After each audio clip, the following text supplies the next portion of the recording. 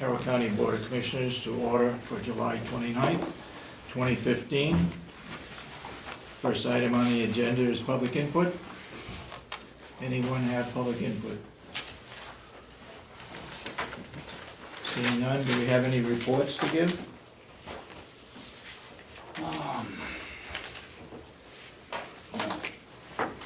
Seeing none, I will just mention very quickly that I spent all day yesterday in Concord for a deposition with 4 attorneys. I was there from 10 till 5. It was a gruesome meeting. Everything was off the table. They could ask anything about, just about anything that goes on here in the county.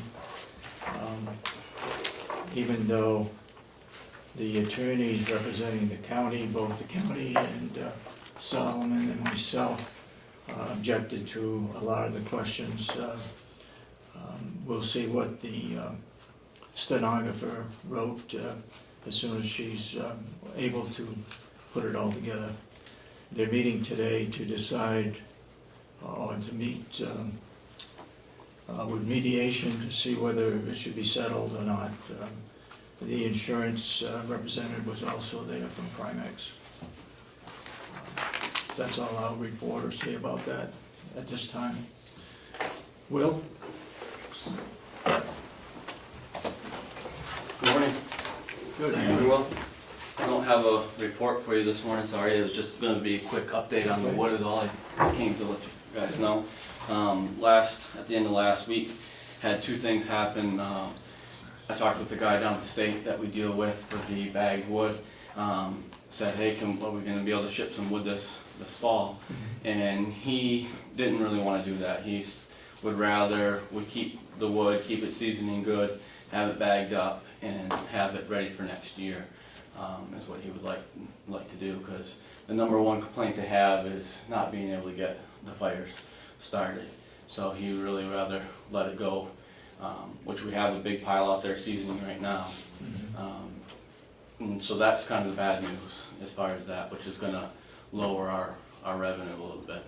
Can we discuss as we go on? First question, Will, have you got any idea how much it's going to reduce our revenue? I'm Keeping in mind that Mr. McConkey raised your revenue for you. correct. We originally set the commissioners and myself said 50,000 is what we wanted to do. They raised it to 63, I think it was. I think we're going to be somewheres, from looking at my numbers this morning and predicting what we still have to go out, somewhere between 30 to 40,000 is what we'll probably be bringing in. So we'll be 10 to 15,000 shy of our number, in addition to their increase. Also will be shy. So that we're talking $30,000 short on their figures? On their figures, just shy of 35. Just shy of 25 to 30,000 would guess, and that's just a predicament that I'm trying to, ballpark estimate to give you guys right now. No way of making up any of that you know of? They don't want to take the campfire wood because it's too green. Yeah. If we turn around and try to sell it as green firewood, then we have nothing seasoning for next year to meet our numbers. So, Were you able to talk to him, Will, about using pine or softwood in this year? yes, Okay, sorry. that was the bad news. I'm getting to the good news. Okay. And yes, I did ask. He said yes, they would take pine. They would probably want to. Some campgrounds are buying it, and they usually get it for a little bit less cost because it's pine. And he said you could do 1 of 2 things. We could mix it with the hardwood if we wanted to, which I objected to. I don't like that idea, because then that puts it on the integrity of the inmate that's bagging it. So one bag might have 3 pieces of hardwood, and the other one might have 3 pieces of softwood or something like that. So the other suggestion is the bags that we put them in come in multi-colors. So we're talking about putting hardwood in, the traditional red bag that we get, and then buying a blue bag or something along those lines, a different color that we put the softwood in, and they would buy that. So he said as long as we just let them know what we have and what we're going, what we're taking, so that way they can advertise that to the customer, so the customer knows what they're getting. He said they're all for it. They sell it in some, and they'll definitely take it.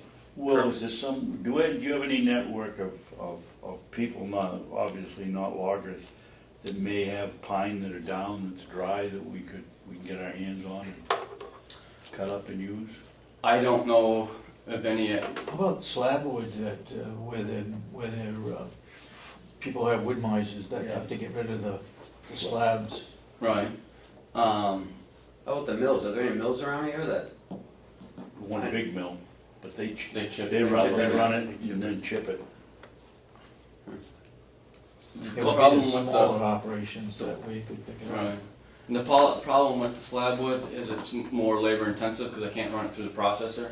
So we're out there cutting it by hand to get it in the bag versus, logs we can run through the processor. It's a much faster, cleaner process. So that would be a downside to the slabs with that. Well, that's good news on the pine though. I mean, Right. we've got a lot of pine up there So- over the years that we could be processing. Right. Yeah. I called one of our places we buy wood from and asked about pine pulp, and he said that the price isn't very good, so they a lot of times just run it through the chipper because they get just as good practically for chips. But I did talk to Wendy last week also because we're going to be running into, like she had mentioned a couple weeks ago here, we're going to be running into a lot of softwood as these next few cuts. So she gave me some estimates of what pine pulp was going back last quarter, the first quarter of this year, and it's like half the price of what hardwood is going for. It's just a matter of trying to find someone that can bring it in because they're chipping it a lot. Other good news, well, I hope to be good news, I'll have a better report later, but at the end of the week last week, we found somebody, one of my guys was on the internet, found somebody selling some hardwood, loads of firewood. That's, I guess, I called the guy, he said the earliest he could try to bring me a load was gonna be today, so I'm hoping to talk to him today. I said, bring me one load, I'd like to take a look at it, and if it's good, then we'll look at buying several from you. The price This is a lot. log line? Yes, Log log length. length, yeah. They're doing a cut down in Wolfboro. Here's what he told me, 120 acre cut down there, so he thinks he's gonna have quite a bit. And when I did the cost comparison, for the same amount of money we have in the budget, I can buy probably 20 more cords than what I was buying from the other person, if this stuff ends up being good, so. That is good news. Yeah. Right. Wow. As that comes in, I'll keep Ken updated on that as the week goes on, and like I said, if I don't see it today, I'm gonna call the guy back here shortly this morning and see what's going on. So, Do you hopefully, specify when you get log length, the size of it? I mean, you could get some stuff that's big, will that go through your processor? I can get some bigger, yes, this processor allows us to do some bigger stuff, I can't remember, I wanna say it's maybe 18 to 20 inches almost I can take Wow. now.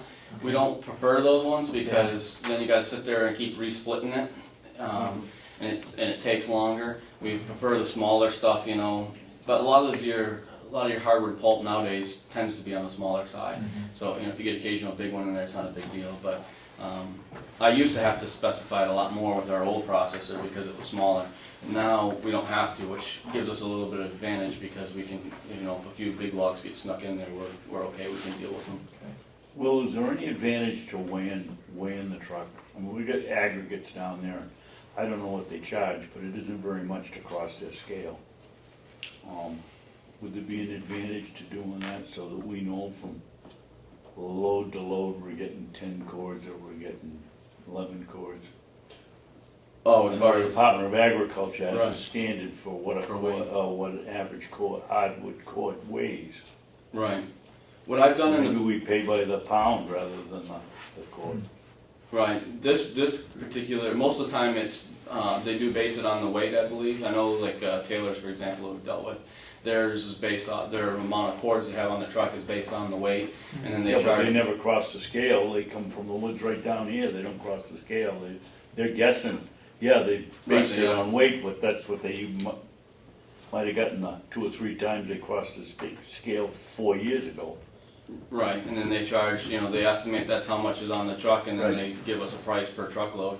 But a lot of it, like this guy I just talked to, he says, right now, you can take it into the mills and they're gonna pay 125 a cord and not even question you. We can just truck it in, they don't have to take it to, everybody around town trying to give them a load here or there. They can just straight go to the mill, so that's why it's getting hard to get. What I've done in the past is, example with Taylor's where we bought a lot of wood, and I'm probably gonna do it with this guy too, is the plan is, bring in one load, we work it all up, we cut it, split it, stack it, so we can measure it, because that's what I base my numbers off of. They may say Oh, that, okay, so you do double check it, Yeah. some. they might say weight-wise that it's 12 cords, but when I cut, split, and stack it, I'm somewhere between 10 and a half to 11, for example, when I know when Taylor's comes in, that's about what I'm gonna have, and I'm gonna do that same thing with this guy. We're gonna set it aside, we'll work it up, stack it, so we know. 'Cause Did you agree to that? Well, we're still gonna pay what he says. Right. For the truckload, but it gives us a scale and know how many cords each truckload is gonna be when we come in. So what do you do with truckload number 2, and after you get it worked up and find out that it's only 9.5 cords instead of 10, or 8 cords instead of 10? You're gonna say, well, yeah, we'll continue to pay you that amount of money, but we're only getting this? I don't wanna put you on the hot seat, but, Well, if we're I mean, generally, paying when for 10 cord, we ought to get 10 cord. Well, let's just do the third cord and let's, weigh it out and See how it let's works see where out. that goes, yeah. Right, generally when the truck comes in and it's loaded, most of the time that truck driver's pretty consistent on how he loads the logs, unless he's got some crooked ones on there, but they're generally fairly consistent, so. I mean, after they've done it enough times and enough years, I've found that They get pretty good at they it. get good, Right. yeah.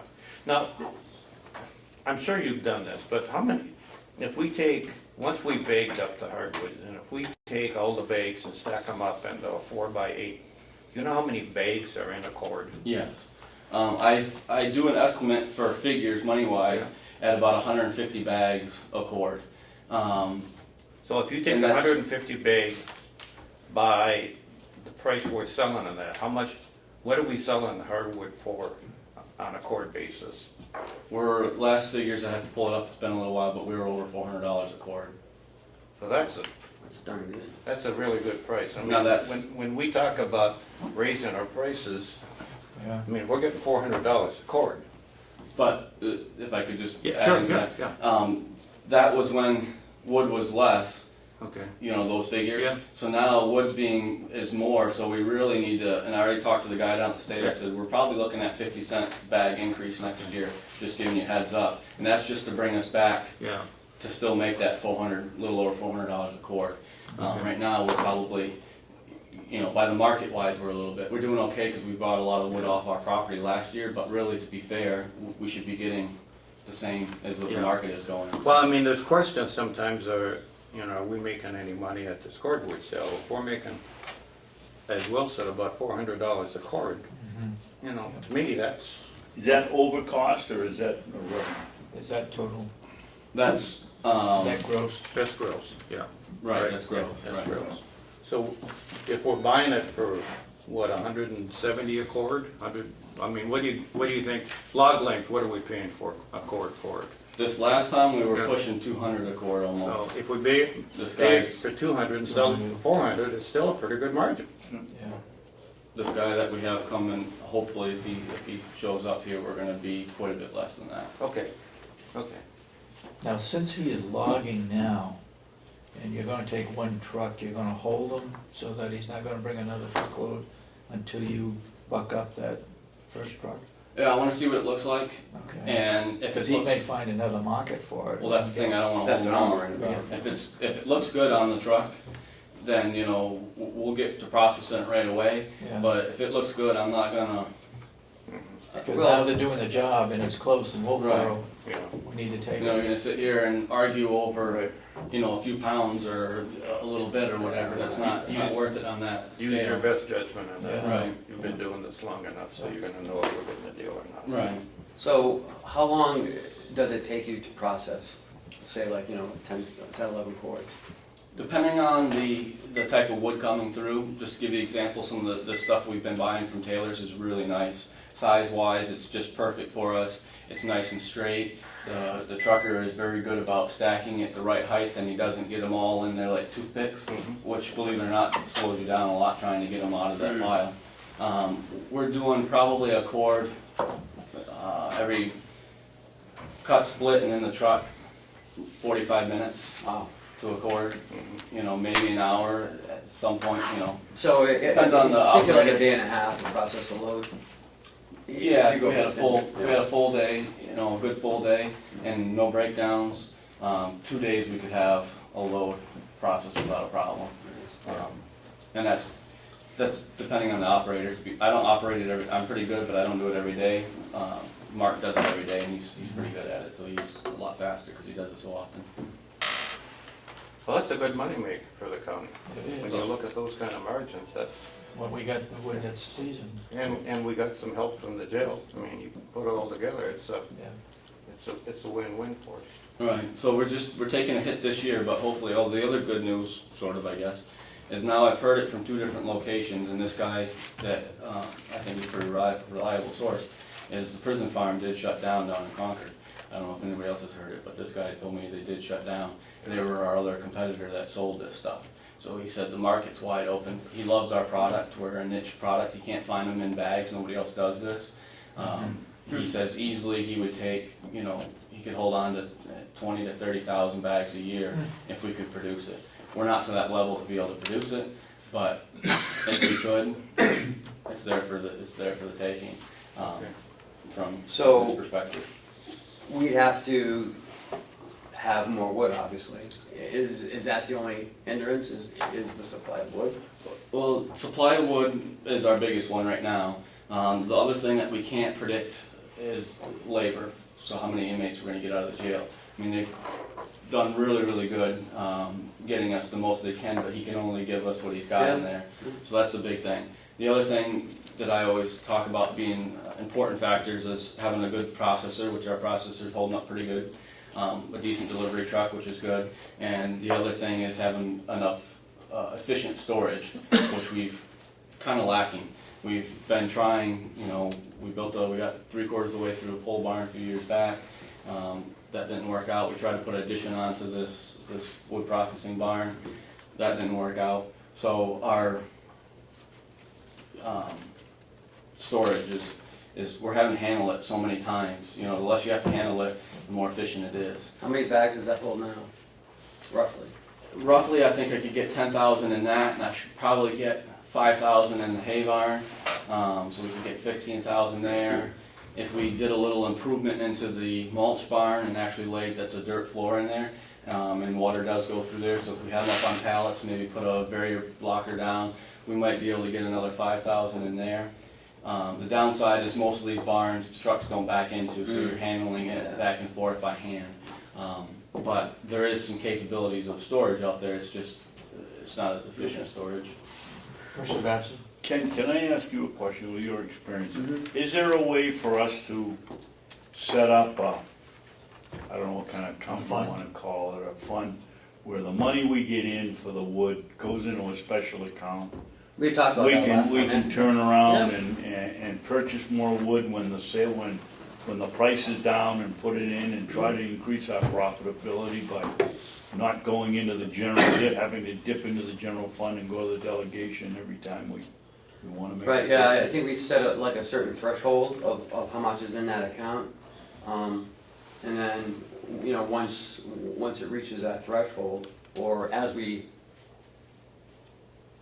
buy the logs, and then as we sell the bagwood, you know, as that revenue comes in, reaches the threshold, and then anything over that, it goes right into the general fund. And, you know, we'd have a line-by-line accounting of what comes in, what goes out. How do we set one of those up? The- Do we just do it? Yeah, Can we just do it? yeah. I think we ought to do something like that. You know, I like to wait until I get my finance director in here and. Okay, fair enough. Okay, any other questions? Will, go ahead. I think that's all the news I had on the wood business, that's mostly what I'll update you on. The hay's coming slowly. The other thing is the blueberries are doing really good this year. We've picked probably over 1,000 pints of blueberries.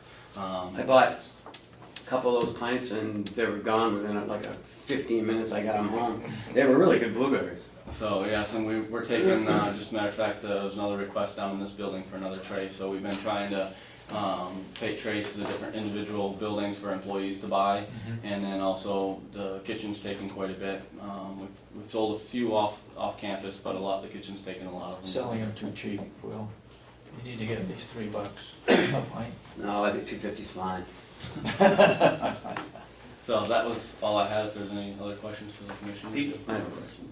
The ones that the kitchen, that the nursing home doesn't, I suppose they take them and freeze them, that's right. Right. What they don't take, where do we sell the Yeah. remainder? I'd rather not Okay, say on TV, but But you do get rid of all of them. yeah. okay. I've never had Don't a bring it up, wasted yeah, one. don't bring it up, okay. Let's go back to the revenue really quick. So we set it at like 50,000, Yes, sir. and the delegation set it at 63. Yes. I think they took it to 65. 65. I know it's in that ballpark. Yeah. Why did They they took do it to that? 65. Is there any Why reason? did they do that? Well, Representative McConkey figured that it's $17,000 to buy wood. He increased the, it went up to, what would it have been? It would have been 67,000? That's when he took it to Another 65. 17,000 on top of the 50. Yeah. But that wasn't the case. We needed 17,000 to get up to the 50. Mm. Um, So you said They they were jumped it. short revenue on the 50,000? Right. Mhm. Yeah. By how much? I'm predicting we're gonna be somewhere, bringing in between 30 to 40,000. So we'll be probably, 15,000 or so at least short. I'm guessing of the 50. And just to make sure everybody understands, we could easily sell the 50. We Yeah. don't have dry wood Right. to sell. Yeah. If we would have been able to buy the wood, like you say, with a working capital account, Mhm. to buy the wood in advance, to cut it and split it, let it age, we could be selling well over 50. Oh, yeah. I mean, we don't know what the market is, but we need a working capital account Mhm. that allows us to buy the raw material in advance of when we're gonna sell it, to cut it and split it and stack it and have it ready to go. The way we're doing it, I mean, I can understand We're doing it on demand. on demand, and the state parks, they don't want green hardwood. You can't light that with a blowtorch, Yeah. so. No, you're absolutely right. So, yes, I don't know, I don't understand their theory, but that was the theory, was to add the 17,000 onto the, Yep. to the revenue. Okay. So that answers your- The theory was that you sold around 62,000 the year before, and then you put it in for 50, and explained to them that you wanted to be on the conservative side because of all of the possibilities that processor could break down. We might not get dry wood, we might not get any wood at all, and you'd rather be conservative than go over the top, and they didn't accept that. They wanted to see 65,000. And part of that increase from last year was because we had a log cut on the property. So when there's log cuts on the property, I can't predict that revenue, so I don't put that in my revenue. I don't count for it in my revenue, I only count for what we do at the farm. So when that comes in, that's kind of just bonus that gets Yeah, tapped that's on. And I knew there wasn't gonna be a wood cut anytime too soon, or there wasn't gonna be very good money, so that's why I didn't figure that in either. But they didn't agree with Okay. me, Now, I guess. what happens to the logs, pine logs that are taken off? When we do a wood cut, Well, yeah, they, we get extra money for that, but we don't get enough hardwood firewood. So what happens? It just goes in the general fund, correct? well, we've been accounting to that this revenue line, but just like everything in this revenue line, it does go to the general fund, yes. It just gets accounted to the farm. So the logs that are sold at a higher price than the firewood goes towards that 50,000, Correct. right? That's why we're above that's So why it's not just campfire wood that goes into the 50,000. No. He's asking on the revenue end, Yeah, Right. if there's a mix, if we segregate campfire wood and saw logs. The answer is no, we don't. right. we don't separate it, it goes into the same fund, but I don't predict what we're gonna get for logs, I only predict what we're gonna get for firewood, Okay. Okay. if that answers. Yep, Oh. does. All right, well, thanks. Good question. It's well, Thank you. question, Dave. You got a question? No, I said that was a good question. Thank you. Guys, have a good day. You too, Thank you. Okay, Howie. We'll get to the minutes, as long as we get these people in. Yeah, I thought we'd get rid of the employees first. Good morning, Commissioners. Good morning. Good morning. Melissa. Melissa has the packets. Don't want her to be in the dark. So, Howie has a packet of information about the budget, and so I just thought, he'd go through it really quick if anybody had any questions about it. Howie, give you a report, go ahead. Well, what I do, it's more for internal purposes, but I want to share any information I have with the county administrator and the commissioners. It goes back to a basic business concept that you can't manage what you can't measure. So, some of these things could be important. If we jump to the important things, we're gonna be looking probably at page 1 with the budget, or page 2. Page 1 being we're to the bad, to the unfavorable 1.4% relative to budget, based on revenue and expenses. Revenue is down, but we've also been able to keep expenses down. That's So good. we're, our differential, $193,000 is a lot of money, but relatively speaking, we're doing pretty well given some of the constraints that we were handed with the budget. Going to page 4 on the expenses. Let's go back to page 2 for a second. I've always been told in these meetings that there's seasonality to the expense in that we keep it to a bare minimum on our purchases until the budget's approved. So the first 3 months, we're buying only what we absolutely have to have. That is correct. So if you take, we got 3 months that we're underspending and 3 months where we're normal spending, it seems to me, the seasonality in this expense line is that we're gonna start, even if revenues stay flat, our expenses are gonna start climbing rapidly. Is that correct? That is correct. Given that our expenses were, our budget was cut in the beginning, our goal is to be able to keep it under 100% by the end of the year. So right now, we're 2.6% under budget expenses. We're not gonna be able to maintain that. Yeah, that's my point. And that's, Okay, I clearly. just wanted everybody to understand that right now, we're kind of matched revenue expenses, but revenue could stay flat, but expenses are gonna start to creep up. Correct. Now, Okay. where would they creep up? Personnel is already in there, so that's not gonna change. Well, 1st of April, the union contract goes into effect, so that's an increase. Right. But after that, there shouldn't be any personnel except for agency. Well, agency, you can't look at agency in isolation. When agency goes up, overtime goes down, regular hours go down. It's not a complete balance, because it's still a greater cost per unit, but it's not a total additional cost. And that would hurt. Now, we did budget some for agency, we are over that, but we've also been very slow at filling positions. We've been unable to fill some positions, so we're also under budget in some regular hours. So we're not giving up hope of being able to come in on budget. But some expenses hit us all at once. Case in point, under administration, dues, and publication. Now, I can't tell you why it happens. It's something that was decided long before I was here, but for reasons that have not been explained to me, the dues for the New Hampshire Association for Counties, $3,500, gets charged to Mountain View.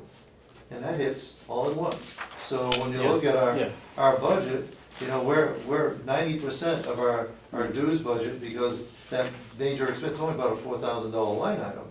And when that hits all at once, it's gone for the, now granted, it doesn't recur during the year. And towards the end of the year, it'll level out. It will. That kind of expenses, just hit in June, and all of a sudden spiked it, spiked it very heavily.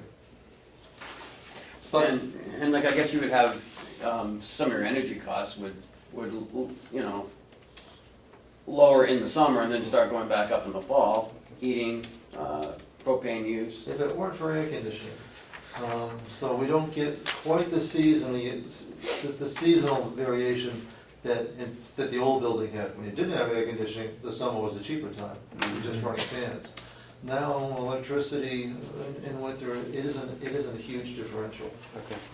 We do get spikes in the winter because when we buy wood chips, you know, we're getting those 30 ton all at one time. That, you could theoretically get 2 deliveries in 1 month and spike a given month on an actual basis. We gotta continue though to watch expenses. We can get by the first 3 months. We need to watch the expenses for the last 3 months as well. Well, I'm proud to say we have a bunch of cheap supervisors next door. And, you know, and they literally spend money as though it were their own. Norma is always looking for different ways and less expensive ways, and to both comparison shop and figure out what we can do and what we can do without. Bob is always looking for ways to repurpose old things. And so I'm glad to say that our staff continually find, they don't have a mentality that the more we spend, the more we'll get. So the expenses could be because we have vacant positions. Certainly at the personnel line, that's the only Only reason. maintenance right now, right? We have one Sure, vacant position, so- and we haven't filled those hours with overtime, so right now, those are dollars saved. Yeah. So the expenses are gonna go up as we go through the year. They are, I mean, it's gonna be a challenge, and then one we have to meet to keep it under 100%. The big unknown, of course, is the area where we've already gone overexpended in one category. It wasn't a huge number of dollars, but repairing, you know, medical equipment. You know, things don't break to the degree that you predict at the time that you predict. And sometimes, whether it's the cords to the beds as it has been, we're always torn between wanting to budget enough for the unexpected without padding the budget by having too much. Okay, go ahead. Going through on the revenue side, on page 3, it's at the breakdown. No particular, anything that's unusual there. When you look at the percentage of the budget, you know, we're under budget. June, Again, on the revenue side, we already received the pro share, so we're not gonna receive any more there. no, although you'll see, this is a management report and not a financial report. So under the pro share line, we spread it out equally, Okay. so that it gives you an act, so this isn't a cash flow statement. But we Okay. have used, but what you can see is that we've been able to go from italicized numbers to real numbers. So when we get the actual number, we can spread that out, which ends up being, if you look at page 2, you know, the same number with the, I guess it'd be page 4 on the expense side, you know, with the principal and interest on the bond, you know, we spread that out over the year, but we know exactly what it's going to be. How about the skilled and therapy on page 3? I mean, we're really, on the revenue side, I mean, we're really hurting there. I mean, Well- we should be at 50% and we're barely at 20%. Is that gonna turn around? Well, there are 2 components to skilled reimbursement. Number of residents receiving care and the amount of care that each of them receive.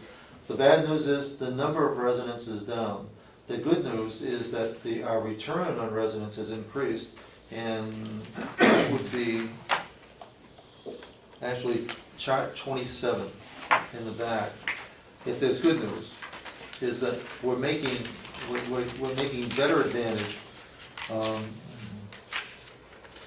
Total rug days.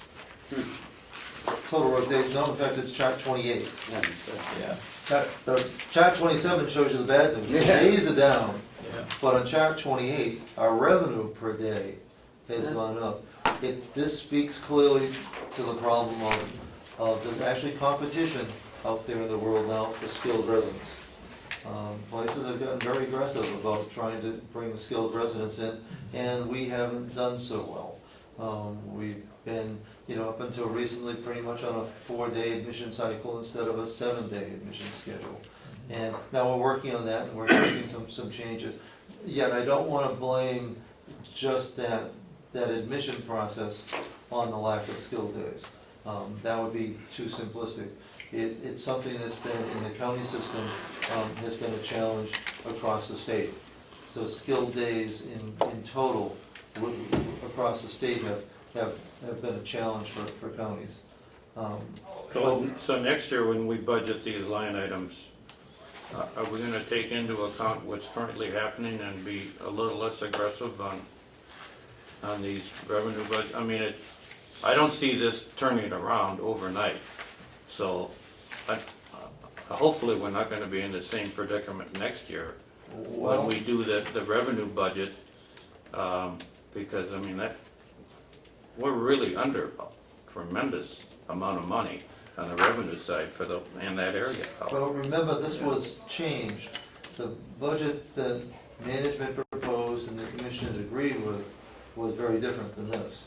The revenue, not only did the delegation change expenses, they enhanced revenues. Yep. And that's, we didn't propose this, because as management, we'll always pursue, we want to put forward something that's achievable. And if you look at 24, on page 4, and you look at the 24 budget, you get, I mean, you can see where This is a delegation Yeah. commission. you know, expenses were like, See, what happened is our expenses were reduced by 567,000. Yeah.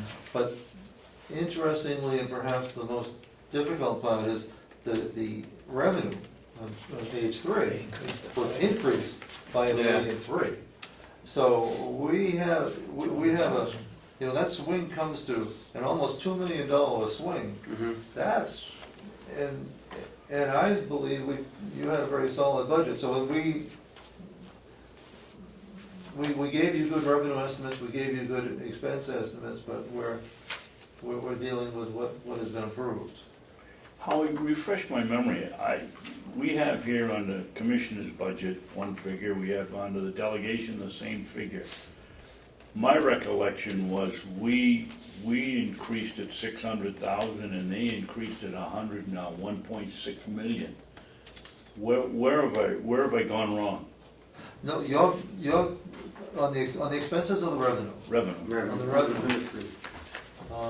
I don't recall the delegation and the commissioners having the same amount of money for revenue for skilled. Well, they didn't. No, good. So how did we get to the point where it shows up on this chart? Dave, look at all skilled therapy, the fifth one down, and then all skilled Yeah. part B. Yeah.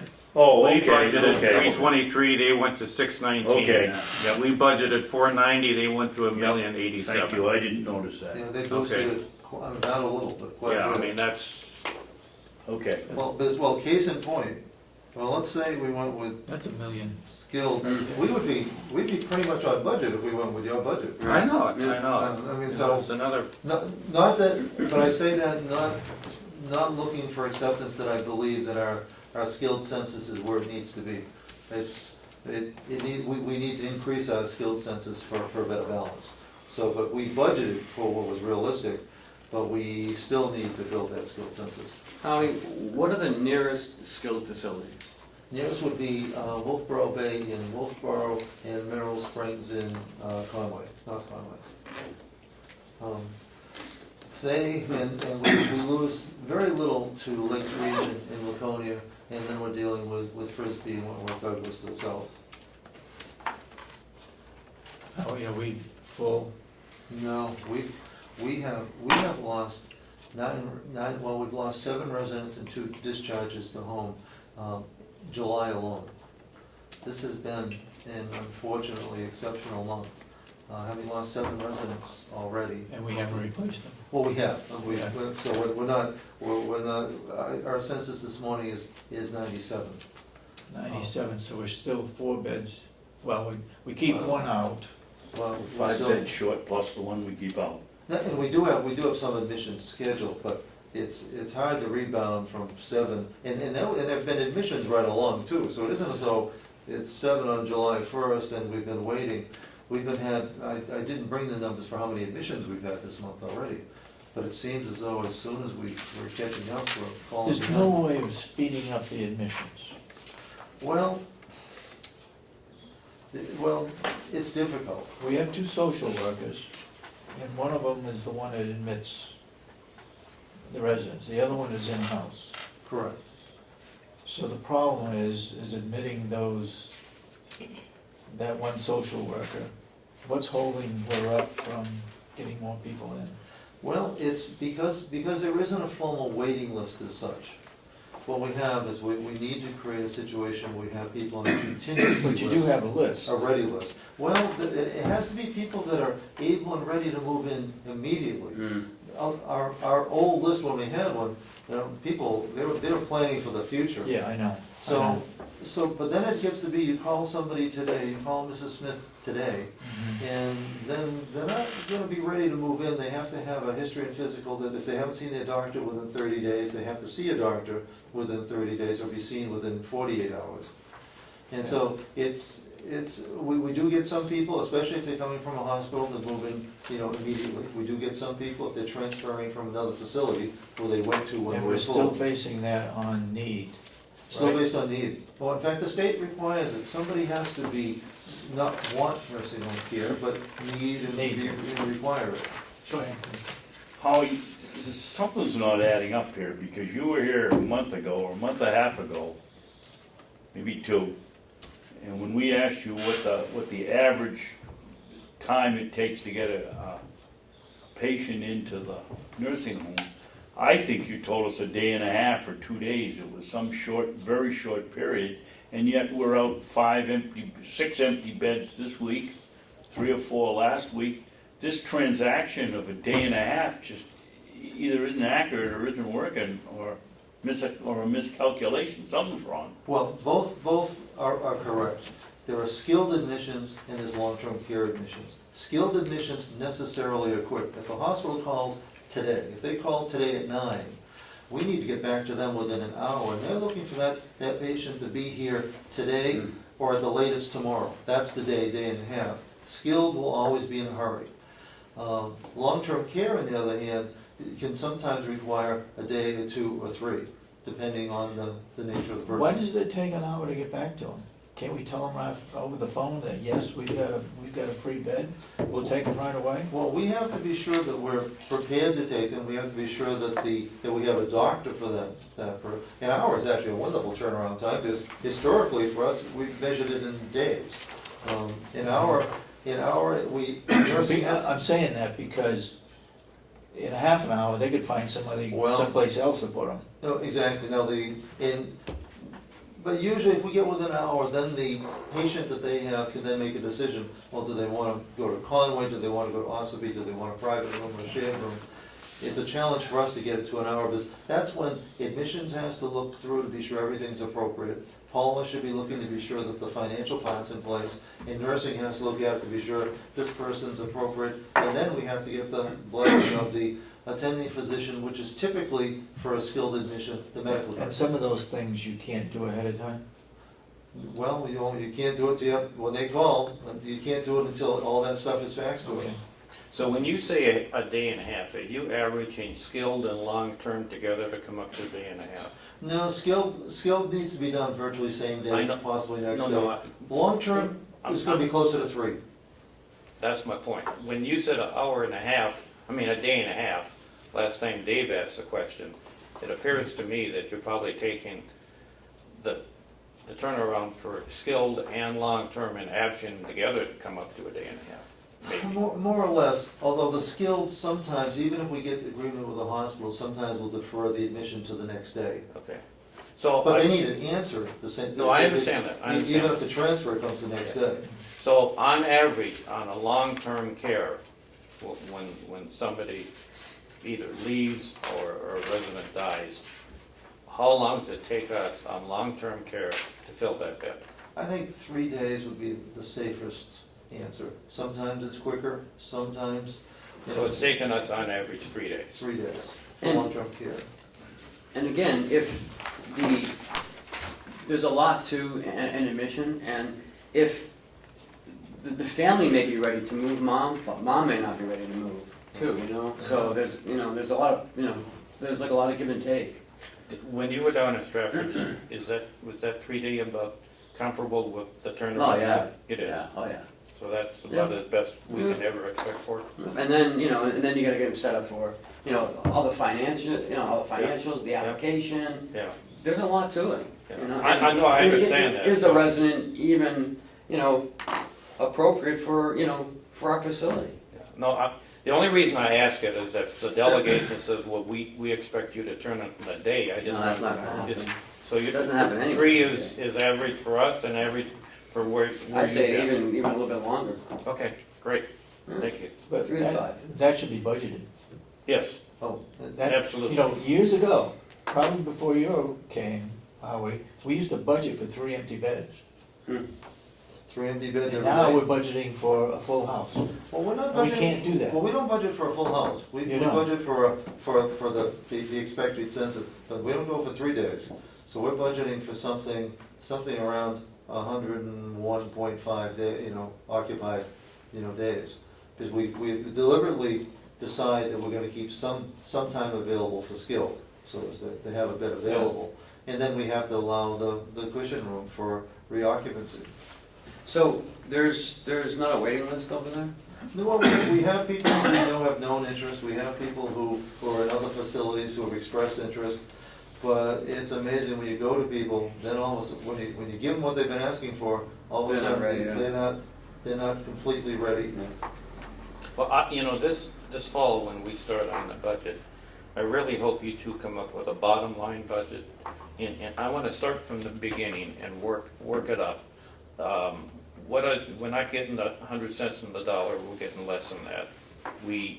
There's no way we can, I mean, if we lose 40 residents in 1 year and they're all long-term, that tells me we're losing 120 days right there, because it's 3 days for every. minimum. Yeah, so we have to take, when we come up with what we think our revenue is, we have to take all these offsets. And instead of using last year's number to say, well, let's take last year and increase it by 10%, we gotta start, work our way up and say, that's the best we can do. And actually, that's what the commissioners did this past year. Your Yeah. revenue estimates were based on realistic projections. Okay, well, not only should we do that, but we need that as a handout to the delegation. Okay? We need it as a handout, so we're not talking abstract numbers, we need it as a handout and say, here's how we got to this number, where do you think we can improve it? We No, need no. documents. And that's zero-based budgeting. You start with I know. zero and you Okay, build on. but again, last year I just sat in part of it, and we didn't have enough handout. You know, they look at our number and they say, well, take it up 10%. Well, that's pretty easy to make that comment. Now, if you give them a handout, say, here's how we arrived at the budget, you show us where we can find another 10%. We need that kind of facts when we do your budget for next year. And we have, in fact, that's part of what I hope is that our monthly collection of data is everything that we're gonna need for putting together a budget. Because we don't want people to understand it just at one meeting a year. I want you to be able to see exactly where it's going right along. So when it comes time to do a budget, the budget almost is self-generated, but it's based on established numbers. Yeah, and I think we should do the same in the farm, you know, here's how many cords we can produce, here's how much, we make $200 a cord, I was concerned because it seemed to be, every time the delegation came in here, they kept looking at what we did last year. And I think we should, the three of us should ask for more documentation, so if they're gonna take the number up, I'd like them to explain to us where they're gonna get the revenue from. Right. Yep, exactly. Okay. We need documents and Yeah. not based on, Not last year or hearsay, or let's give it a Or 2 college years try, ago. or something else. yeah. We will be ready. In fact, this is all part of the preparation for that. And speaking of being ready, I gotta take a 2-minute break. I'll be Nice right job. back, you can keep on going. If you find there's You got any other something to add? information that you want to keep track of, I know Commissioner Babson asked for the cost of agency, so added that as a chart in here. But if there's anything that any of you would like to see reported on, by all means, it's not difficult to do, but it can be important. All of us see things in different ways. Howie, do you feel at the subcommittee meeting Ed Butler said that he would see in the future that we break even or make money at the nursing home. Do you think that's realistic? Well, I thought it was a hope up until last year when he added in the interest and principal on the bond.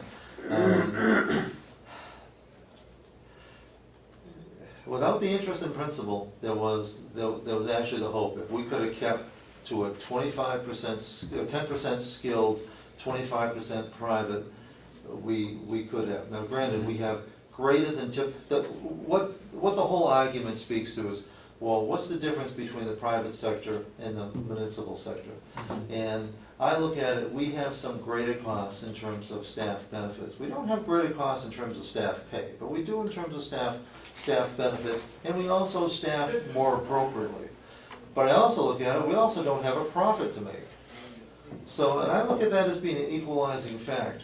In theory, if we didn't have all this interest in principle, we should be able to develop a business plan that would get us to break even.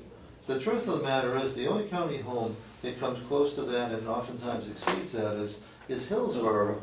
But it's because they have a skilled census that's about 25 to 30% of total, because they're in hospital region. They got Nashua, Manchester, I mean, they got the big. They pick up all the hospitals. We will never be able to compete with the hospitals.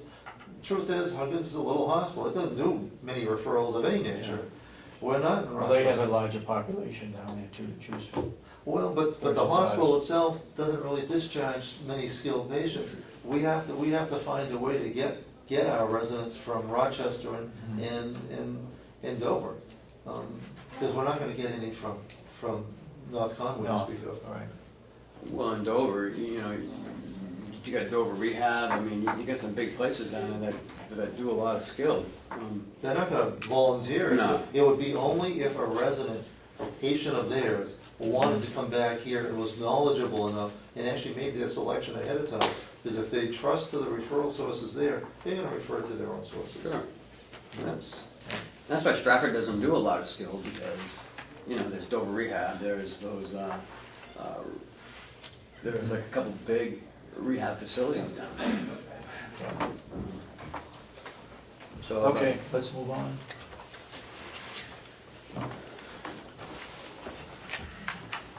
I do want to ask you one question, Howie. And this goes back to the subcommittee meeting. And Ed Butler, you talked about that back debt recoveries being paid out incremental increases in the client's daily rate. Did you understand the that? recovery of the accounts receivable? Yeah. Oh, that's when Paula, with the old accounts that Paul is going back, it isn't a lump sum payment that she receives. She Right. receives an adjustment to the resident's current Medicaid. Okay. So they see a boost in the Medicaid, but it's spread out, so it's an increase, it's an incremental increase in revenue. It's not collecting a lump sum that's due. But he thought that you said when the resident, you know, when the resident passes, at that point, they stop paying. That's true. correct. That is correct. And if we had a large turnover, Yeah. they've stopped paying a lot. Oh, exactly. So what's happening is they're taking, if they accept our claim and they add it to the payment, they amortize it over 18 months. So if they owed us $50,000, it'd take us 18 months to get it. However, if 5 months into that period, the resident dies, we never get the remainder of that money. And That's that- no longer happening now with current claims. Right. Yeah, This is Right, previous. right, Yes. but he's saying that, you know, a debt's a debt, and the state needs to, you know, be responsible for that debt. Well, I would agree with that, but. Yeah. Okay. But that isn't, the state makes their own rules. Right. So he's in a position to help change that. And that's what he Basically said did. he will do if that's the case. That would be, Yeah. but truth is, well, I know how the state works, they have it's one pie Yeah. of Medicaid reimbursement. They can divide it all kinds of ways, but they never increase that I suppose pie. they never carry over anything either.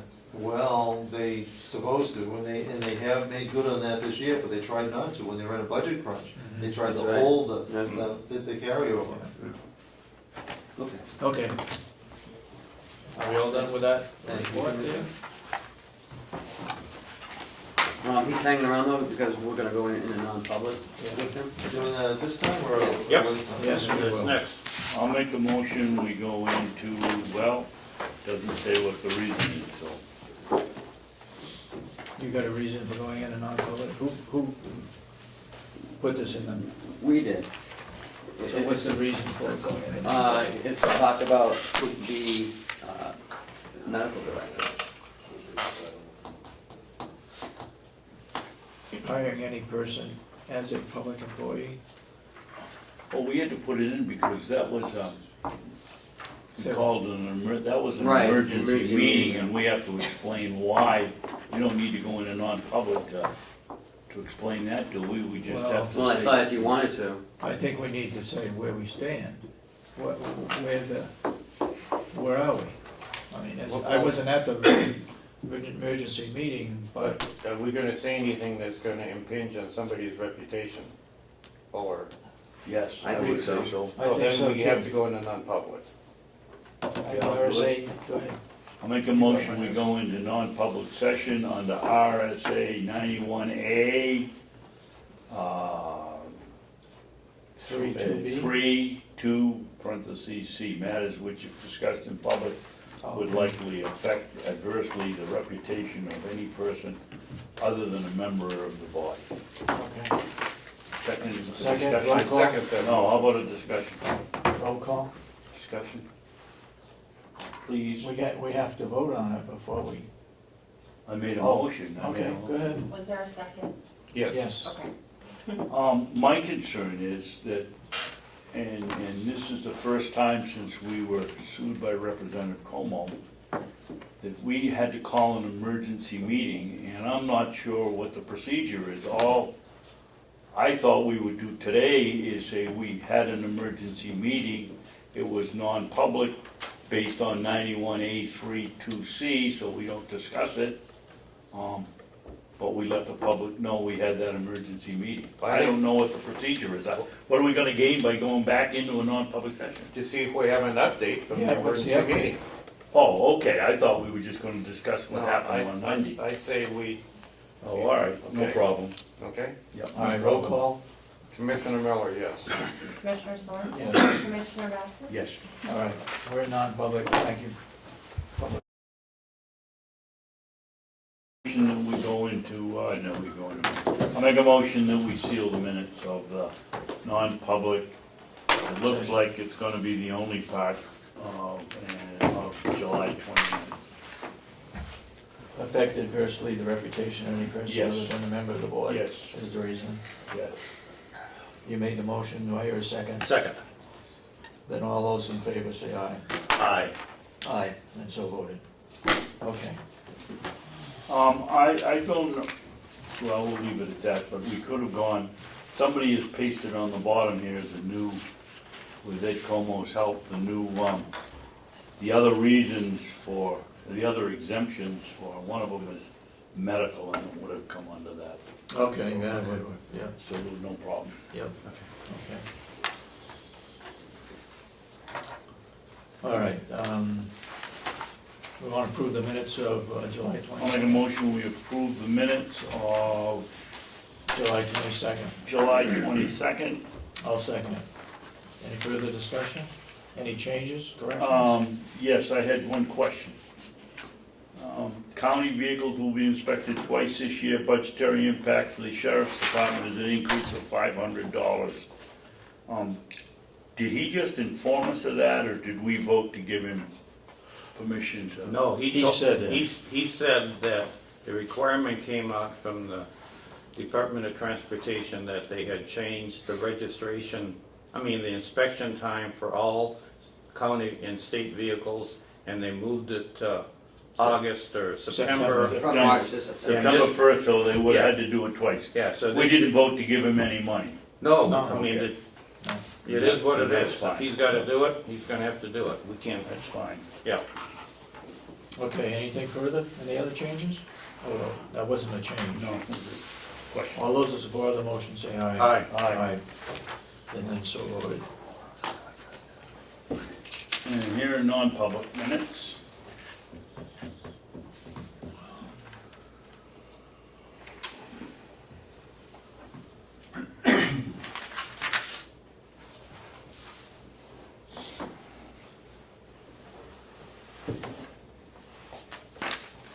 sign it while he's waiting.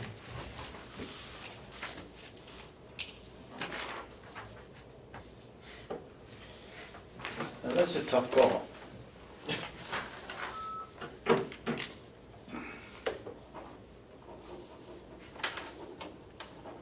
The minutes are no problem, it's whether we keep them sealed. We have them sealed, but yeah.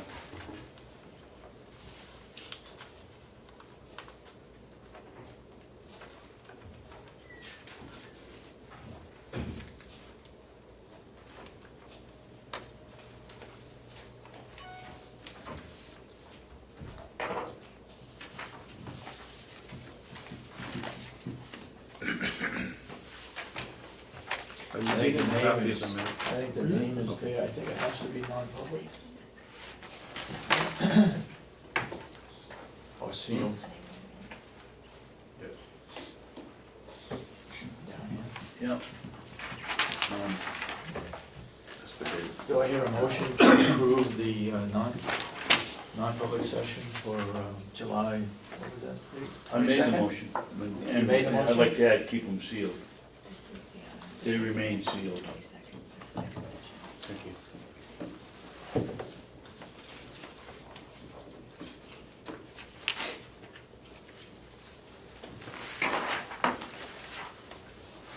Yeah, we have to seal these in my mind. All those in support of the motion to approve the non-public minutes of July 22nd, say aye. Aye. Aye. And so ordered.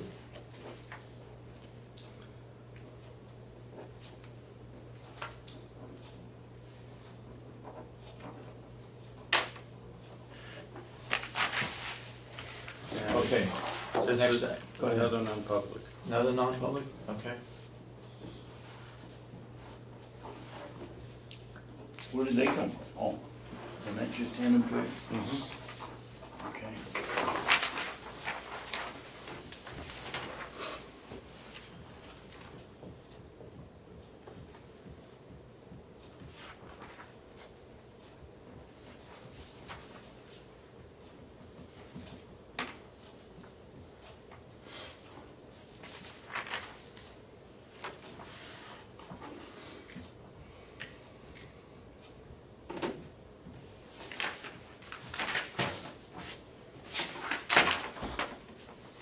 You move that it be approved?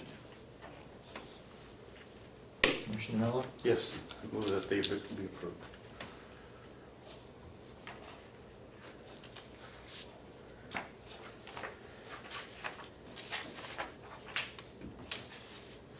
I'll second it. Okay. Discussion. Any changes? All those in support of the motion say aye. Aye. Aye, and so voted. Keeping them sealed? Yes.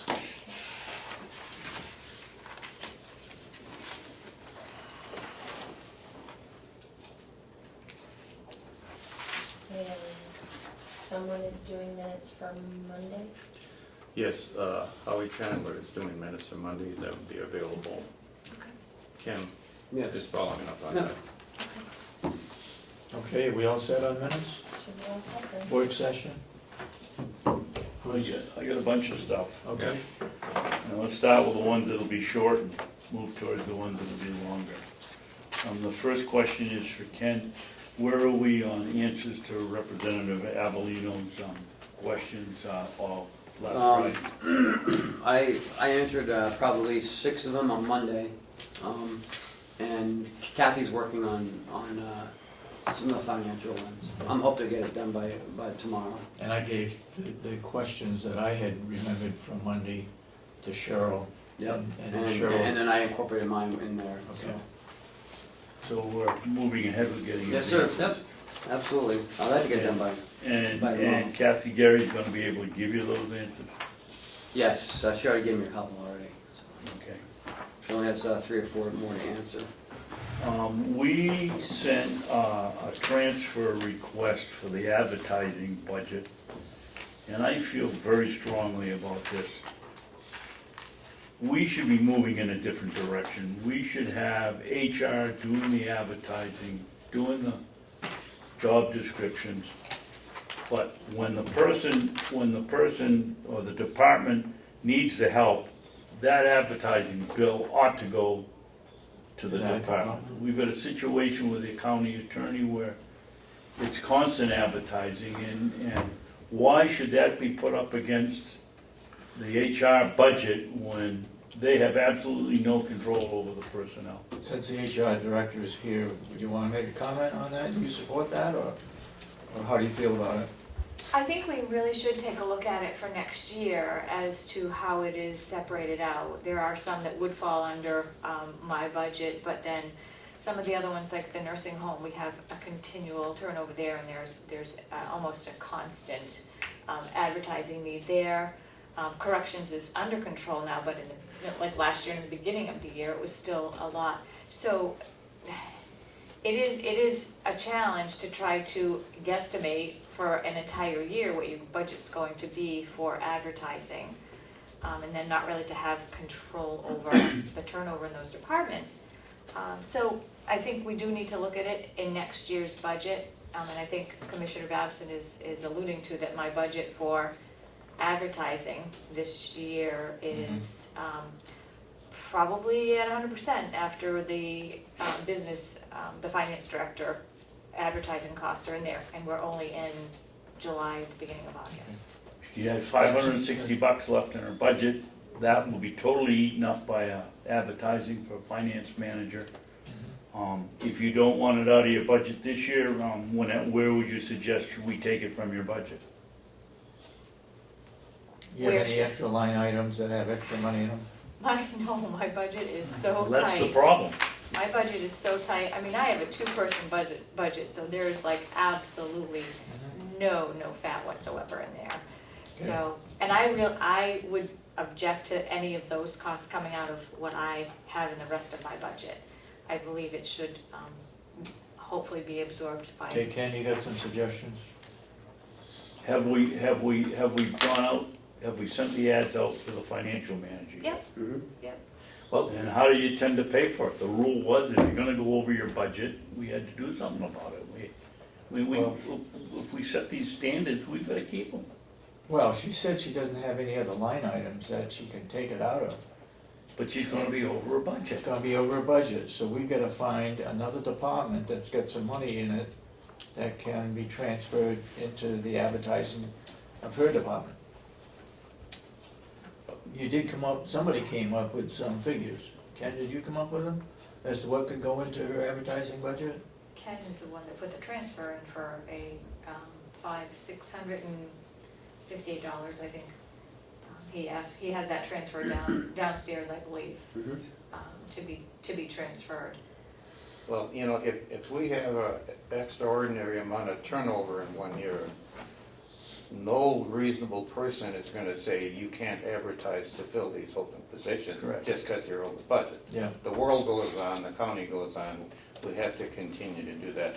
You said that you would be in favor of some departments doing their own advertising and you keeping some of it in your budget? She would be advertising, I but would the do it. I know, but it seems. money would come out of the No, department. it seems to me, we gotta do all or nothing, either all the departments pay for their own advertising, or you pay for all of it, but I'm not in favor of having the jail pay for theirs, and the attorney pay for theirs, and you pay for registry, I mean, So, we either split it up All or nothing. all across the county, Yeah. or you take all of it, one of the two. Or the delegation has to be willing to put a larger number in there, so that if it happens, and then at the end of the year, if it's left over, we don't spend it, and it just goes back Or- into the general fund. or we look back over the past 3 years, get an average of how much we spent in it, and then just take it out of everyone's budget, and then put it in the her line item.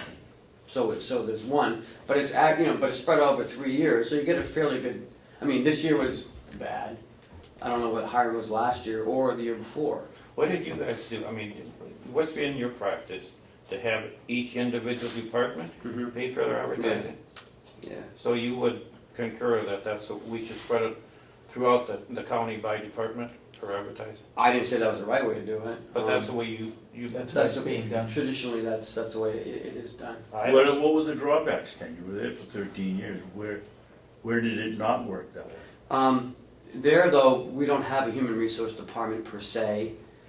There's 3 individual people that do it in each building, and they do their own thing, so there's no, there's no accountability. Okay. But Juanette is very good at what she does, so I think all the advertising should go through her. That way she's, she knows what's out there, what's not, when it closes. So, But that's different than what I suggested. I suggested she still does all of that. Yeah. It's just, when the bill comes in for $600, it goes to the nursing home's budget, not hers. But she's not gonna know what the nursing home budget has left in it. but I think we should, spread it out over the past 3 years, whatever they've spent, whatever the jail spent, whatever this entity has spent, and then aggregate, take it all together and just put it into her line item next year. So she has an accounting of, Yeah. and then she would be responsible though to put the ads in, Yeah. Right. for the nursing home, the jail. They would just tell you what they need. It'd be our best guess. I mean, if we take the last 3 years and average it and divide it by 3 and say, here's what we're spending on average Right, for and that's what I advertising, think it should be. and then, yeah, because that by spreading the cost out, if Lynette goes out and spends $1,000 or $2,000 for an ad and then sticks it into the jail, Jason may say, wait a minute, I wouldn't have spent that much. I mean, there's, either they have to do their own if they're gonna pay for it, Yeah. or it has to be hers. But Right. I don't think it's fair for her to do the advertising and then stuff some department with her decision on how much she's gonna spend. So, Oh, good. So Annette, what do you think? I think we could have a discussion, take a look at the past 3 years. This year there have been a lot of extenuating circumstances. We've had a lot of extra costs. When we did the budget last year in the subcommittee, when that amount of money was put into my budget, I thought we would be okay. But it just so happened this year, we've had a lot of turnover and we've had a lot of bigger positions that have opened up. That we've had to advertise, and as you know, for example, for the county administrator, we spent quite a chunk of money that won't be there next year. It was worth it though, wasn't it? It absolutely was, and it better not be there next year. So I think Ken and I can talk, we can take a look at the past 3 years and come up with a best guesstimate and bring it to the subcommittee and, to the commissioners first and then to the subcommittee as to how we will best put advertising in for the county. If it stays in my line, that's fine. okay, Yeah, so we'll take a look at it, but this year, I'm in a very, very tight spot. I'm probably understand. 100% spent, and I don't wanna get fired for going over 100% in my Yeah. advertising line. And we do as much as absolutely possible for, putting it on very, very low-cost sites or no-cost sites, and I think we're very, very frugal with our advertising, but we get good results. So it's just this year is a very unique year. Yep. So I need some guidance from the commissioners as to what I do after this ad for the business, the finance manager, director, because we'll be overspent. And the nursing home wants to put some ads in for nurses because they are in desperate critical need. We have not put in a transfer, right, Yeah, at this point? yeah. We have put in a Well, I transfer? put it in with my suggestion that she does all the work, but the final bill gets assigned to the department.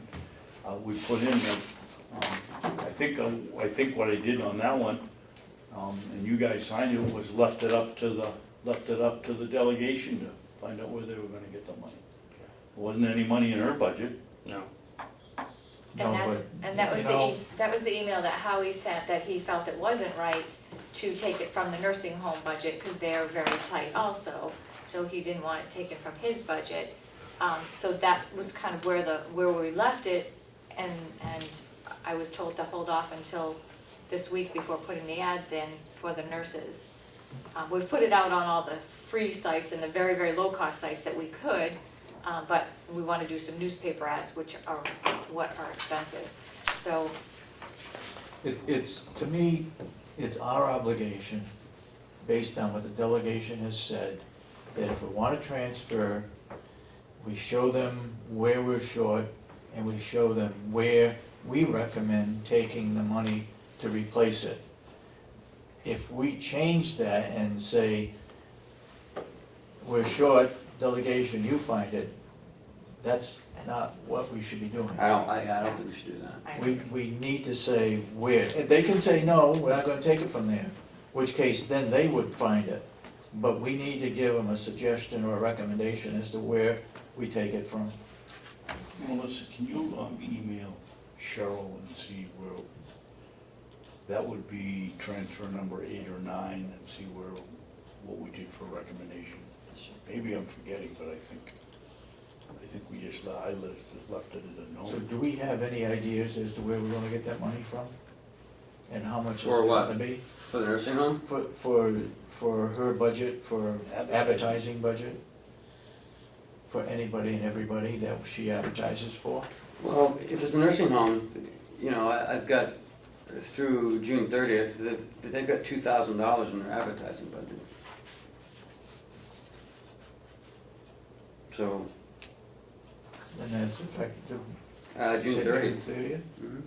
so I think if Ken was to communicate to Howie as to what was designated for that line and in that advertising line, if there is any way that he could share some of that advertising dollars and put it into that line. And that would be a communication between Howie and Ken, and then we can let you know what his, Yeah. Is it strictly advertising, or is it advertising and legal? It says advertising, Just advertising? but I don't know what's in that line. right, Yep. right. You know, again, this is my like second day here, so. I hope it's your third. Come on, Ken. No, You I weren't here was Monday? off yesterday. Oh, you off? Yes. Already you were off? I had to explore Carroll County. I went up to Castle in the Clouds. Wonderful place. Jeez. He was looking for My family now? donations. Okay. What else we got for, are we straight on that? Yep. Okay. Next Go ahead. item, Mr. Cordelli's letter concerning IT. I think we've all come to the opinion that we are no better example of a nonprofit organization that could ever be described, so.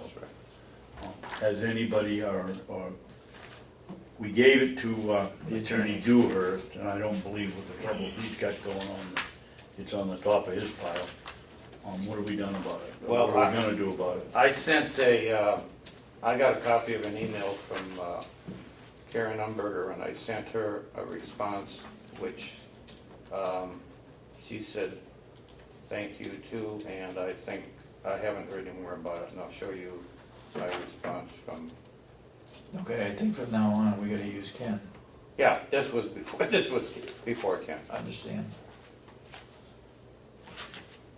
Now to be referred to as BK, I guess. I was just gonna say that. In my back of my head, I said BK. AK and BK.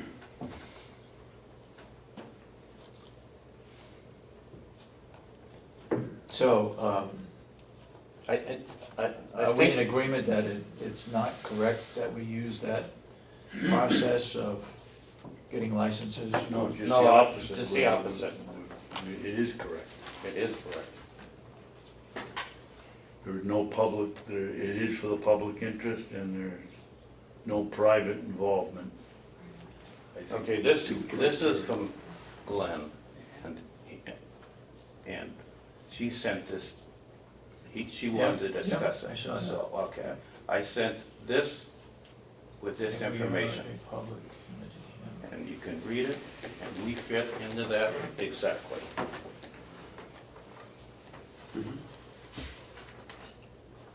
And I guess our final feeling is that it's not public, it's not private business, and it's Now, in the public the interest. only possible place we could, it's a gray area, but all of the software in this county is used for an exempt, You saw that. we're exempt and we're public. The only possible place where Yeah. it could be gray is that we're using our software in the business office to send out the water bills for Ossipee. And that's, I mean, so should we be buying, How are we using that software? well, we're sending the bills to the citizens of Ossipee, the water bills to the citizens of Ossipee, and we're using county software and computers to do it. So, But did we purchase those under the auspices of our nonprofit? yes, everything here has been purchased under the nonprofit. So if we wanted to be absolutely free of any kind of litigation whatsoever, maybe we should buy Cheryl's computer and her software on the open market. But other than that, I don't see any place where we're in violation. I'll give you a case in point, and I hate to use simple analogies, but my wife's president of the Wakefield Food Pantry. We have a 501c3 charter down there that we can supply food to the residents of Wakefield and the residents of Brookfield. We took it upon ourselves to add Effingham. We did not go to the IRS to get permission, and I don't think they give a damn, quite frankly. I mean, and it's the same thing here. We're buying the software over there, and we're using it throughout the county. That's non-exempt, and it's a public not enterprise. private, yeah. So what's the issue? I don't think there is one, except in our business office with the water precinct bills. And the other thing we do down there is do we do any work at all for Hill's location for our business office, No. other than sign check? No. Okay, so it's just the water precinct, Yep.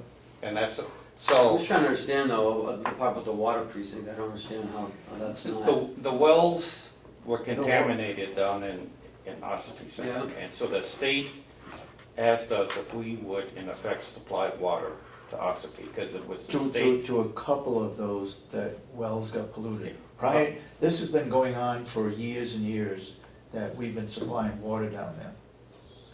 And we're doing it because the state salt sheds down there Yeah. contaminated wells. So the state, to solve that problem, instead of drilling new wells, said, would we supply the water to Ossipee Center? And we are. And we're billing the residents down there, water bills are coming out of our business office. But the water is coming from us. Yes. So is that or is that not requiring us not to use or to buy our software and the business office computer that Cheryl is using to stay entirely within the spirit of a 501c3? I just throw that out. I don't know. To me, it's not a I big think thing. it does. I mean, I don't think, it's not like, we're giving them the water, I mean, We're charging them. So, it's a service so that we're providing, to taxpayers. yeah, so I guess if we're gonna change anything, it's that from this point forward, we should tell John Rich to buy Cheryl's computer on the open market and to buy her software on the open market and not go through the 501c3. Even though she uses the computer and software for other things. 99.9%. Well, I mean, Yeah, I'm- I know what you're saying. I don't know. I don't have a great deal of faith in the IRS, I just got a $1 refund check. Well, I mean, is that a big enough issue so? No, it isn't a big enough issue. I don't think so. I don't think it is. I personally don't think it is, but I can't, I'm trying to respond to Karen's concern and to Glenn's concern, and that's the only part that I think it's even a tiny bit gray as to whether or not we're totally within the spirit of a 501c3. Other than that, it's We clean as a don't use bell. computers to sell hay No, No, or to sell firewood. no. and the other, we may keep the records, David, but it's still, that's still in the public interest. We're doing it to attempt to create revenue to keep this place afloat. It isn't as if we're running a personal business and keeping the records for the farm on it. But I mean, it's pretty clear that the intent of a 501c3, and I think there's no doubt in my mind that we're totally covered by what we're doing here. Whether, you know, I mean, think about it, the whole county's exempt and we're public interest, and that's why they designed a 501c3. The only thing I said it before, is the water bill, but other than that, I don't see an issue. And the water comes from our wells, it's pumped through our pipes. Yep, And we have 41 customers. yeah, it's a judgment call. Thank you, Cheryl. It's really a judgment call. Okay. I know, I mean, it would not be a big thing for us just to tell John Rich that that's the one area where, and then we would absolutely be squeaky clean. But again, is it a big enough issue for us? I mean, if we're sending out 41 bills a month, I don't know, A quarter, I think. a quarter? Yeah, 4 times a year, I believe.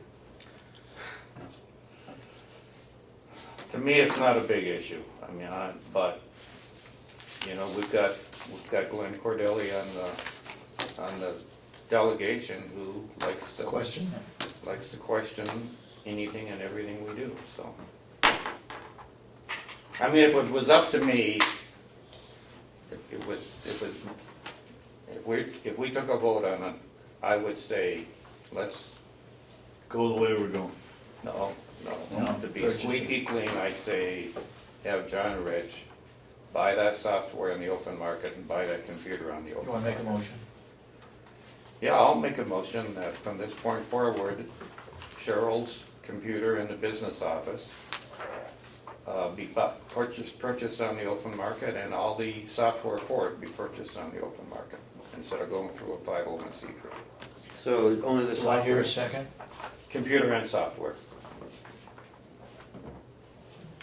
I'll second it. Any further discussion? All those in support of the motion say aye. Aye. Aye.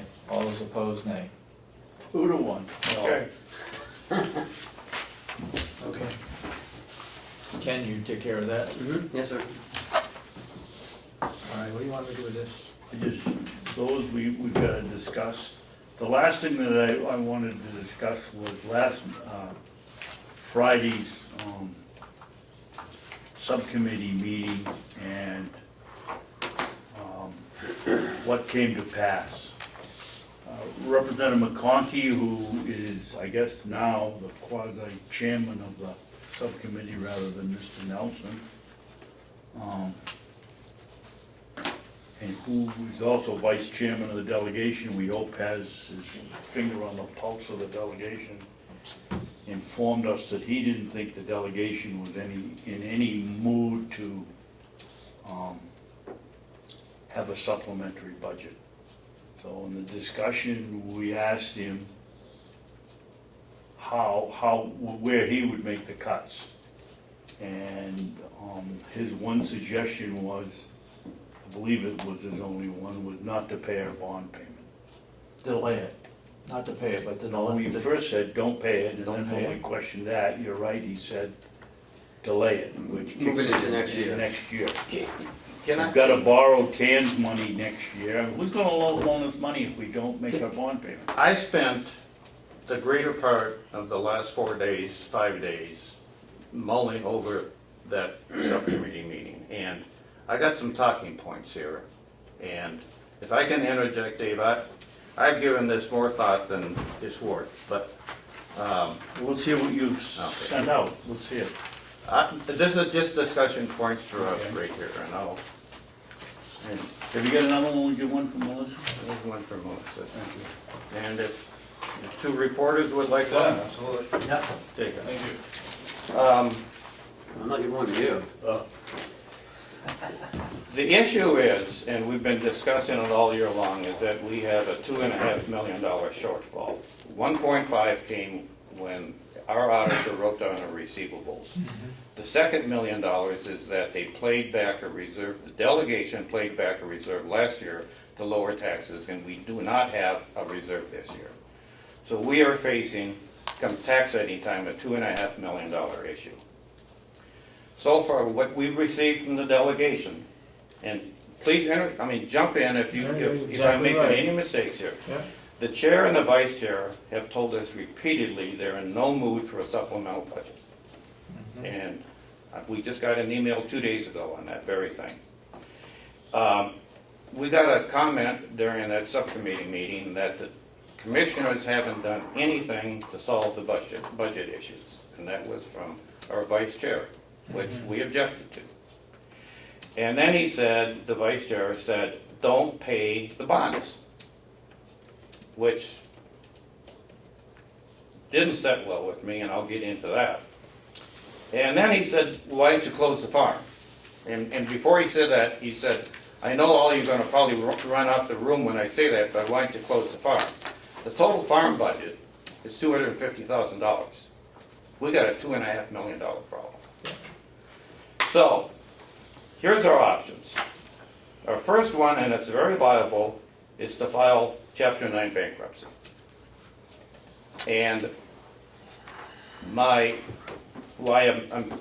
we should consider it seriously. My issue with that is that the taxpayers are going to get Pick up the hammered bill.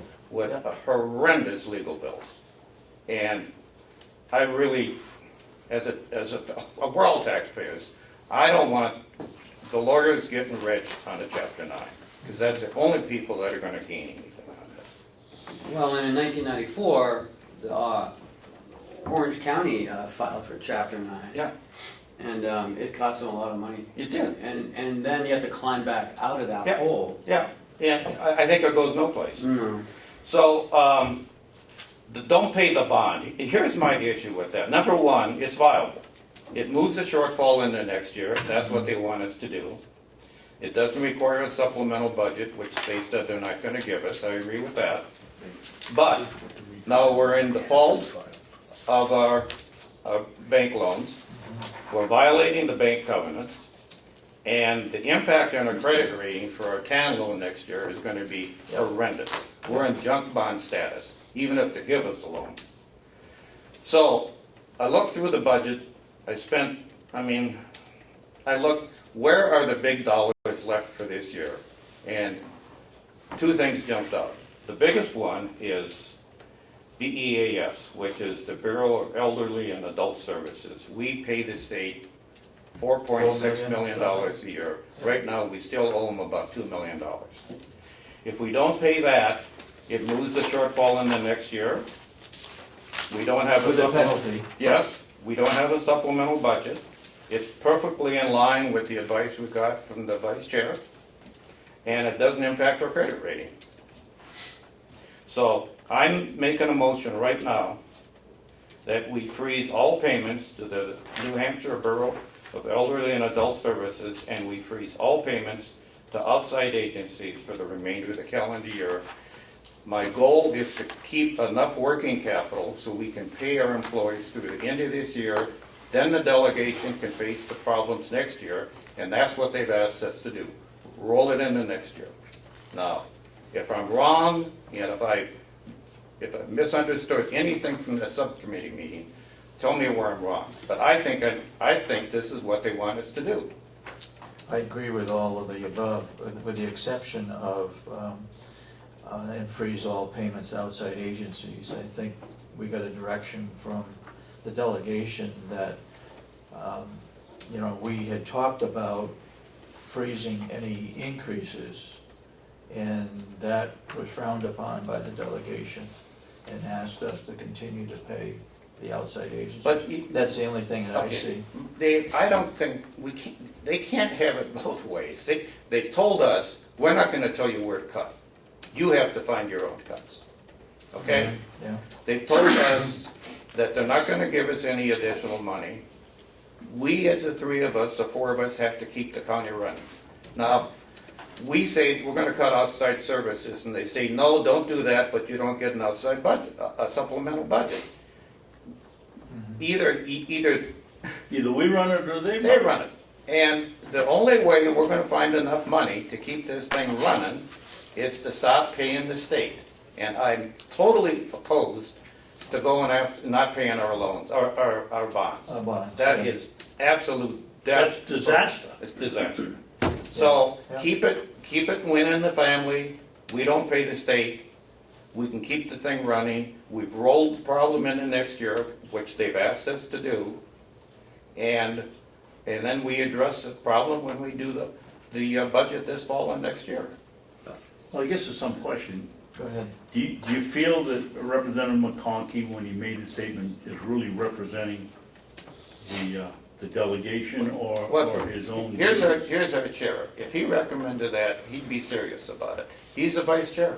That's, I say he He's the vice represents chair. them, and if that's what they say, hopefully he's got his pulse on the delegation, Well, and that's what they want. He told us again, like Karen Humberger has said, no supplemental budget.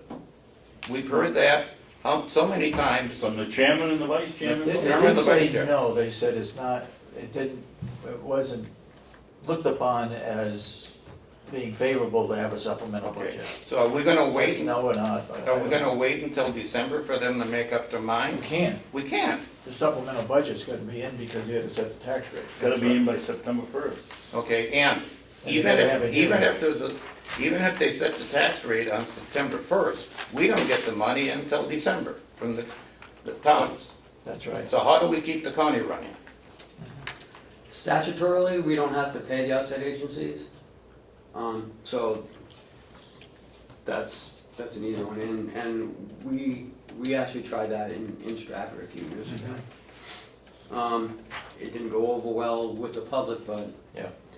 You know, They again, elect you the can't have, delegation members. you can't have both, you know, you can't be cake and eat it too, I mean, you gotta cut, you gotta cut. Bees, I'm not sure statutorily if we have to pay that, I'll have to research that a little I bit think more. we do. Yeah, I We think do. too. I know we There'll be do. a penalty. I know we do. I said freeze. The Oh, first. okay. Okay, Sorry, I why didn't hear you say say freeze? that. Now, on the outside agencies, Oh, I'm gonna say yeah. right now, the chances are of us paying them are nil unless we get the money from the delegation. I'm saying freeze both of them, let's get to the end of the year. The BEAF money, we have to pay that, but they want us to roll it in the next year, let's roll it in the next year. Well, here's another thing, I don't think it's entirely up to the delegation's responsibility to come up with a supplementary budget. I think that there's places in our budget that we ought to be looking, outside agencies, BES. There's our commissioner budget where I would take about $2,000 out of the budget if, Dave, I did not want to imply that this is the only thing. okay. I'm looking at big dollars. We can continue to cut line items throughout this. It's never gonna come to 2 million, but we can That's help right. out. That's right. We can Absolutely. continue to look for dollars throughout the budget, but we have to go for one big nut here to keep us running. And at this, we only have 4 months left. This is the only possible way we can save enough money to keep this county running through the end of the year. That's only $500,000 a month we have to find to cover it in 4 months. It's impossible, can't do it. No, and, you know, the budget's already 68% expended, I mean, I don't Yeah, know where we find where do you find 2 million? We Can't don't. find $500,000 a month, that's for sure, for 4 months. You know, and this goes back, you know, a few years, so it's, Yeah, these problems, you know, I guess what really bothers me is the delegation keeps saying, well, we give you a budget and you have to live under it. We are living under our budget. We Our truly expenses are. down. It's a We revenue. are controlling this year's budget to the nth degree. We're talking about errors and omissions from prior periods. How in the world can we solve problems going back to 2008 in this calendar year?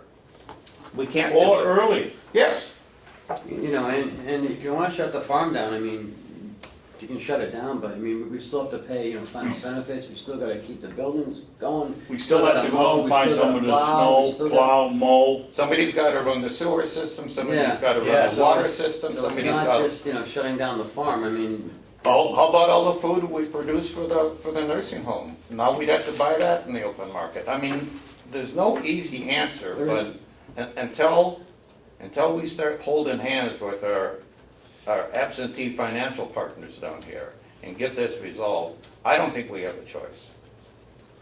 I think what's gonna happen is, if we do this, which you're recommending, and I don't see anything wrong with it, I think it's feasible. What's gonna happen is the taxpayers are gonna get hit because we're doing this. They're gonna get hit if we have a supplemental budget. Either way, they're gonna pay. So why waste our money paying a penalty to the state for the Bureau of Elderly and Adult Services when we could have a supplemental budget? and the supplemental budget's a one-time infusion, it's That's not right. like every year. No, That's right. we need enough money to solve this problem. If we raise taxes $2 million this year, that's not forever, that's a one-time Yeah, infusion to solve problems going That back happened. 7 years. yeah. And it But- looks like, from this chart that I received, I think from the business office, it's about $40, $42, you know, per taxpayer. Based on a $200,000 or $300,000 home? Based on a two, I think it's 300, isn't it? I think the based on first 200,000. 200,000? 200,000. Yeah, it's, $40, $32. $32 Yeah. increase. You know, I'm really nervous about what we're about to undertake, but guys, I don't think, there's 4 of us. Does anybody have any other recommendation? I mean, I've scoured No, that this is budget, pretty I've wore good. the paper out, and I can't find any other The solution. real answer isn't in the budget. No. You can't, because this goes back 4 years. I Yeah, mean, you can't take it all out of 1 year's budget that's already Yeah. 3/4 gone almost. I think it's justifiable as to why we have a shortfall, because it happened Yeah. over a number of years. Yeah. And I think, I'm gonna look again, but I think that chart that I gave out regarding the amount of money of surplus that they put to reduce taxes was going in the wrong direction. yeah. We were not having the surplus each year to make up for what the surplus was they used to put towards reducing the taxes. I don't know what it was, 2.1 million or 2.4 million 1 year that we put in to reduce taxes. We didn't have that as a surplus for that particular year. So you're giving money you know you're not. So we're giving more money out to reduce taxes than we have to show for it. Well, I think that comes back to our finances, Dave. I was on the delegation then, as I recall. And what we thought we were doing, as I remember, was we were taking leftover bond money and reducing what we had left in the bond. That year, we only did it 1 year. That's true, We couldn't cut down the interest, but we could at least pay back the principle. the principal on it. We did do that 1 year. So that was the 2 million something, so.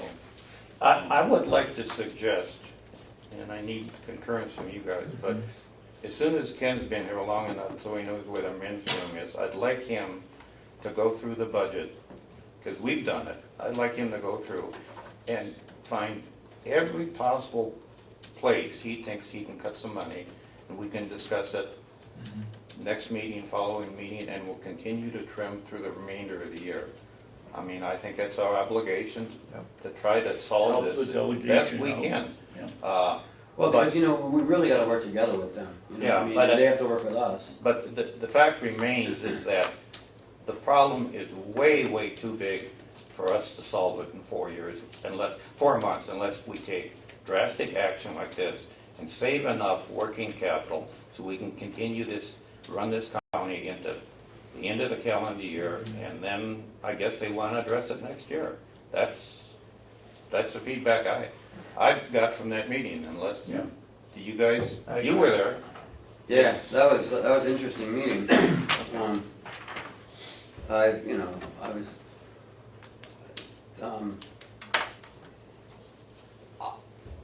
I think that they want us to cut things out. But I don't know where, I started looking at the budget a little bit. But again, we've already gone through 3/4 of the year, so there's not a lot there to, I don't, and it's not a fat budget. I mean, no, it's not it's not fair to begin with. and some of the revenue projections aren't gonna be there, and, That's the biggest problem I see, is the revenue. Mhm. We're not gonna make the revenue. you know, We can live within our budget, but we can't make the revenue. So, Well, let's just get a definition, you're gonna make a motion. What is your, that's my motion, that I what is make your definition of freeze? freeze, that's no more payments to outside agencies or to the Bureau for the remainder of the calendar year. Starting when, today? Today, as of Okay. today. Do I hear a second? Second. Any further discussion?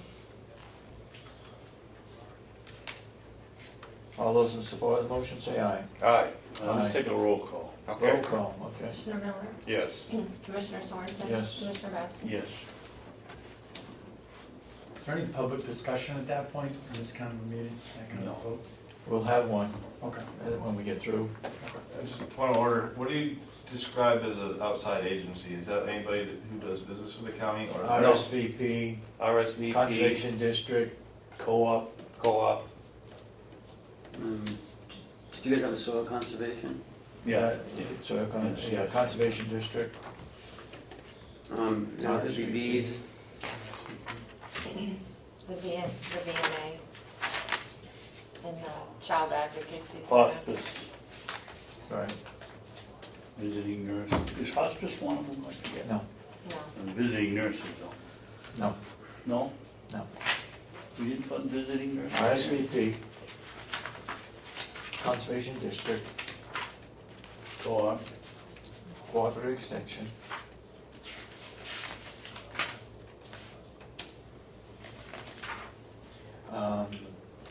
Yes, The the one child- down in Wolfboro. the Child- Child Advocacy Child Center. Advocacy Child Center. Child Advocacy, And VNA of Hospice, Carroll County. Yeah, it is VNA, I knew we, the Retired Senior Volunteer Program, VNA Hospice? yes. yeah, VNA and Hospice of Carroll County. We increased that rate this year, I believe. VNA Is that right, Ken? Did we increase that? No, sorry, I'm not. Who is it? VNA? Yeah. No. Okay. But we do fund it. Huh, I didn't think we did. Okay, point of order then. Thank you. That answer your question. I just wanna make sure you're gonna pay your newspaper bills. Hell no. No, no.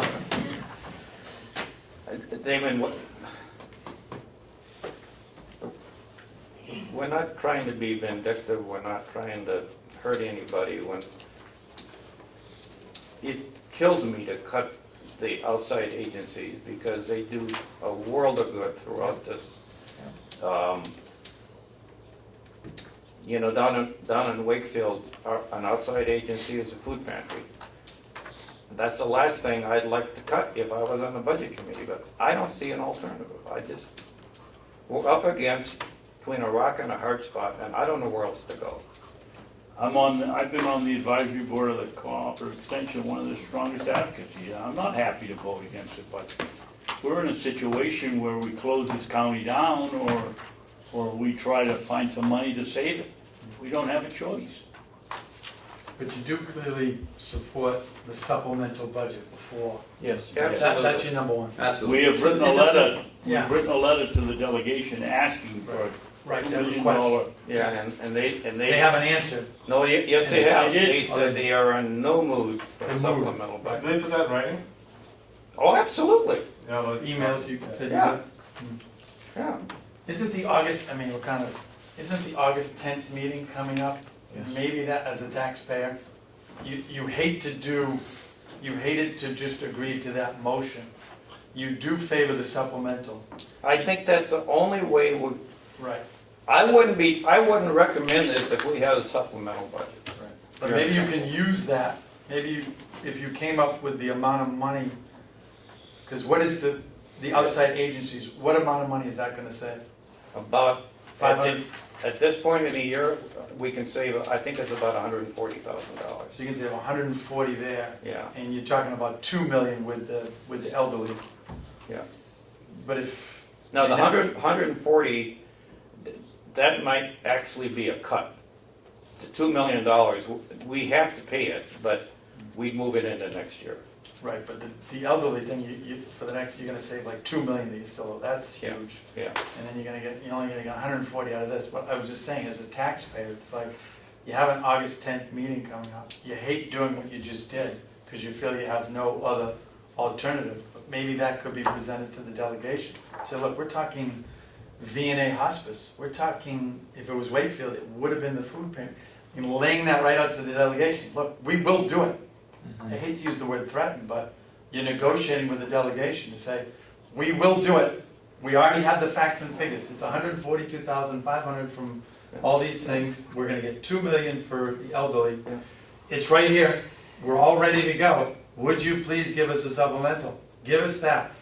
Also, what is the penalty for the elderly? There'll be a penalty too, right? 10 or 12%? Yeah. Okay, so you have that figure. Yeah. What I'm saying is you have all these figures right out, and if they're still in no mood, and the delegate goes, absolutely not, okay, boom. As soon as this meeting's over, we're passing it. At least you give the delegation one more chance to avoid the taxpayers being burdened by We can, the penalty. They still have a chance to do that. We can reverse it. Even though you've. we can even though we've reverse done this vote, Yeah. that. You could reverse it? Okay. absolutely. Yes. That would be my Emergency suggestion. meeting, we could do Yeah, it this to try to afternoon. put it on the delegation, please give us the supplemental, because if you don't, taxpayers are gonna be, they're gonna get the penalty for not paying the elderly. V&A, they're not gonna get that money, You which know- you hate to do. You know, that, we're as serious about keeping this county open as they are about not giving a supplemental, but Right. I So don't maybe know. when it's, maybe, I'm just saying, there is a chance that they could reverse their mood. there The is, comment that was made was that we're not doing anything to find the money to satisfy. And you'll also have This- time to get Ken to go through the budget, and then Yeah. maybe you could put that out there too. and we. So you can reverse that decision you just made, is that what you're saying? You Yes, could, yes, we should, yes, we could, absolutely. We reversed the first one, Yeah. we wrote them a letter and we were just gonna, It's not cast in concrete, but unless. you're not confident, but at least you've tried, yeah. Yeah. So Ken could come forth with X amount of dollars that he could see trimmed. Maybe Ken can find another $30,000-$40,000 between now and the end of the year. Because the higher that penalty is for the elderly, the better for you. So I think you would want that exact figure. That's gonna cost taxpayers another $125,000 in penalties next year. the reason Don't we give us can't the tell sum. you what the exact penalty was, we already cut their payment by $200,000. We Four didn't mon- do, we didn't do The that. delegation. Excuse me, the delegation requested that we did it. We paid that check 4 months ago, we've never heard a word. Right. So, But you'd be more convincing come at if the end of you the had the year. exact figures, yeah. yeah. And, you know, it may be negotiable, they might Maybe say, they, when as they long see as that you you're pay willing us, to we're do it. we're overlooked, but we don't know that. Right. Damon? Do we have to, pay back the Attorney General's office for their extra attorneys? No. No, we don't.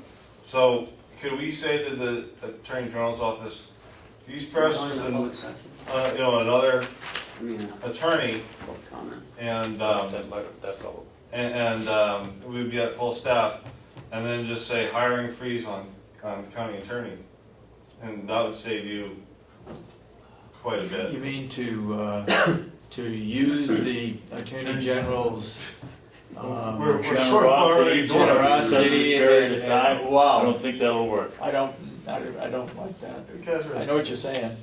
I'm just saying we're kinda doing it now anyway. Well, That's no, true. I don't think we were, David, we had a staff, and that was a supplemental staff. And what you're proposing is that we let him staff us completely. And that's kind of borderline. I mean, I understand where you're coming from, but I wouldn't ever want to make public that we expect the Attorney General's office to staff our county attorney's office. That to me is just asking for fireworks. I would suggest that we take this and we send it to the chairman of the delegation, the vice chairman, and the clerk Okay. right away. Do we agree on that? Is it like Or the alternative, send it to every one of them, a delegation? No, let's just send it to the three of them. Send it to the three of them, okay, can you take care of that? Yes, sir. Okay. You got other things in the work session? I think that was the last one. Yeah, that was the last one. I have a couple of things. Go ahead. One is, we got a letter yesterday from an inmate. Former inmate. Oh, yes, he's a former inmate, Mr. Dave Burrows, complimenting the staff at the Carroll County House of Corrections, that all the programs that we provided for him, that it was life-changing for him, and how much he truly I think appreciated it'd be it. worth reading it. Want me to read it? Giving it to the paper, making a copy and give it to them. Yeah. But for the You wanna read general it for public, Sure. why don't you read it? 728, to the correction officers of the Carroll County House of Corrections. I want to start off by saying sorry and thank you. Sorry for my poor attitude when I first arrived back in March. At that point, I didn't have a whole lot to care about then. And thank you to all who had a positive impact in my life. It looks like Balch, Schneider, Big Mo, Wrigley, He's Corporal na- Ryan. Yeah, he's naming off the. All of you all of you took the time to listen and get to know me. You all always treated me with respect at the time I figured no one gave a damn. Thanks for showing me something different. Beyond that, I would like to say, send a special thanks to Officer Batch for staying with me even after his shift was over, to make sure I pulled through. Also, Corporal Vidari worked for me, thanks again. Snyder and Big Mo, you're all funny as heck. I'm changing some of the words. Thanks for your advice and at least, but not, and last but not least, Lieutenant Phillips, thanks for putting yourself out there for me. The chair really helped me. I hope I get a chance to see all of you out of here. Thanks again. I won't forget any of you. Sincerely, Dave Burrows. That was nice. Yeah. Sounds like those guys need a raise. Yeah. Yeah. It's nice Yeah, to we get, get a copy of that. Yeah. it's nice to get that feedback. And also, moving on to the meeting of August 19th. Commissioner Miller won't be here, so we want to change it to August 17th, a Monday. That works for me. Oh, the Wednesday meeting. Yeah, have to change it to Monday. He won't be here. China, France, No, I forget where he's going. Australia. Where is it this week? I'm taking a sick day on Monday. We should be discussing that at this meeting. No? No, he's discussing it. Okay. Yeah, we can discuss moving it. Yes, let's do it on, what's it, You guys want to discuss We it? shouldn't discuss yeah, why we're moving it. yeah. Okay. So we're gonna change it to August 17th on a Monday. At 8:30. We also have an IT meeting that day at 1 o'clock, is that correct? When that, I believe so. Now, Okay. did you guys want me on that committee too? absolutely, every committee in this county, I think he should work it. Yes, you do.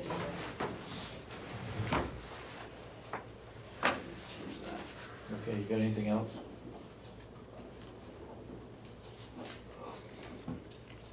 And Ken, I know, sir. we're really pleased you're here. Thank you. I know you walked into a firestorm here. And it's just my personal observation, but I was embarrassed to have put Ken through what the four of us went through at that subcommittee meeting. The attitudes, I think, were uncalled for by the delegation. And, I too would like to apologize for my outburst over there. well, I think it was required and necessary for this, for our brand new employee, that it hasn't even started, to have to put up with that kind of attitude and the rudeness that we experienced over there, to me, is absolutely, totally uncalled for. I think that's what I tried to express. And you did it very well. Yeah. You know, I'm just not used to that, you know, coming from, you know, I know. from Stratford. It's absolutely not required. We're supposed to be partners, holding hands, We're not- we don't- running the county. We don't work for each other. We are supposed to be a team working together for the betterment of the employees here and the taxpayers in Carroll County. And it's the responsibility of the chairman not to let of these committees, not to let it happen, from the delegation right on down. Yeah. And I'm sorry I lost it, but I did. I was about to, but you beat me to it. Thank you.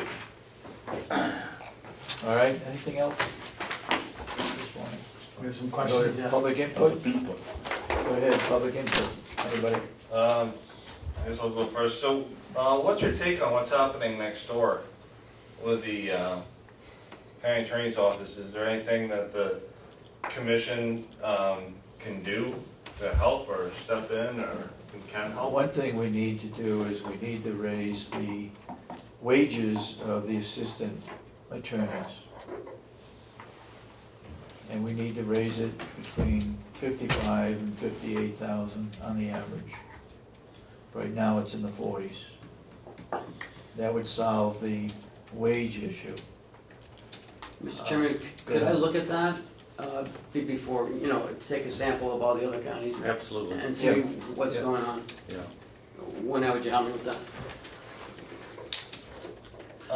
That, we asked the, It's the wage issue, yeah? well, What about the we motel asked, issue? we asked the two attorneys on loan from the state attorney general's office, what they would consider to be an acceptable starting wage for county attorney, assistant county attorneys, and they're the ones that said that in their mind, the $55,000 number would be appropriate. So it's not our number, it's from theirs that they recommended. it's our recommendation. Let's see what else. The other issue, right, of the, if people signed on for, say, $45,000, the previous wage, and then 3 months later they were leaving, clearly wasn't a wage issue then. Well, when you have an exit interview, they're gonna tell you what, we have, you know, the legal community in this state is relatively small, and people move from job to job. And my take on it is a leaving attorney is never gonna say anything detrimental or negative, because 4 years later, They might be applying for a they job might be there. applying or working for that individual again. So what they say typically is they're leaving because of pay. And if I'm taking it at face value, that's why they left, but I don't know that. So that's what they've said in the exit interviews, basically. For the most part, wage. they're going to a better job, Right. a higher paying, better job, yes. Some are going into private practice, some are going into other counties. Right. Some get married and want to be closer to their husband's job. Go ahead, David. I got another one. Yesterday, Dorothy Solomon approached the county selectmen regarding starting home. Yes. And it was a rather interesting discussion where she said that she'd be helping, say, 17 out of the 42 possibly homeless people in Carroll County that are veterans. And she asked for the selectmen's support what ended up happening was the selectmen said they would issue an opinion after the delegation voted. Yeah. Oh. And one of their questions was, they didn't know where you stood, and I didn't know, where They you. didn't know what? Where you stood on the starting home veterans facility. Well, the building is there.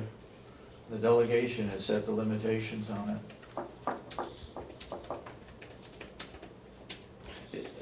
Damon, we're not standing in the way if, you know, if they can come up with the structure and the funding to rehab the two wings down here, we're in absolute total support of it. I think the three of us No. are unanimous that they No. could move in there, right? You're not? No, You don't think they should be there? no. Okay.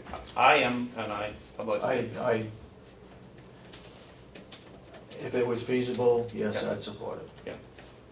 Can I ask you, sir, why you would not want the homicide scene? Because it's here in Ossipee, nobody's told Ossipee what the effects are gonna be. I live in Ossipee, I'm a taxpayer in Ossipee, I represent the whole county, but I'm also, my residence is here. Fair enough. How we're gonna end up with families, we've already, the very first comment was, it was for male veterans, and we weren't here a couple of months, and we got a lot of that had to be for females. And the next step's gonna be families, and then they're gonna go to our school system, and who's gonna cover that expense? We You're had absolutely right. testimony from them, I'm guessing 9 months ago, when we asked them how much they'd raised out of the 2 or 3 or 4 million that they needed, they'd raised $2,500. That's exactly right. Nine months later, they've managed to raise another 2,500 to 5,000. That's not gonna, and they've promised us they cover all expenses, and I don't see that happening. Yeah, because we're not gonna use any county funds, I can tell you that. Yeah.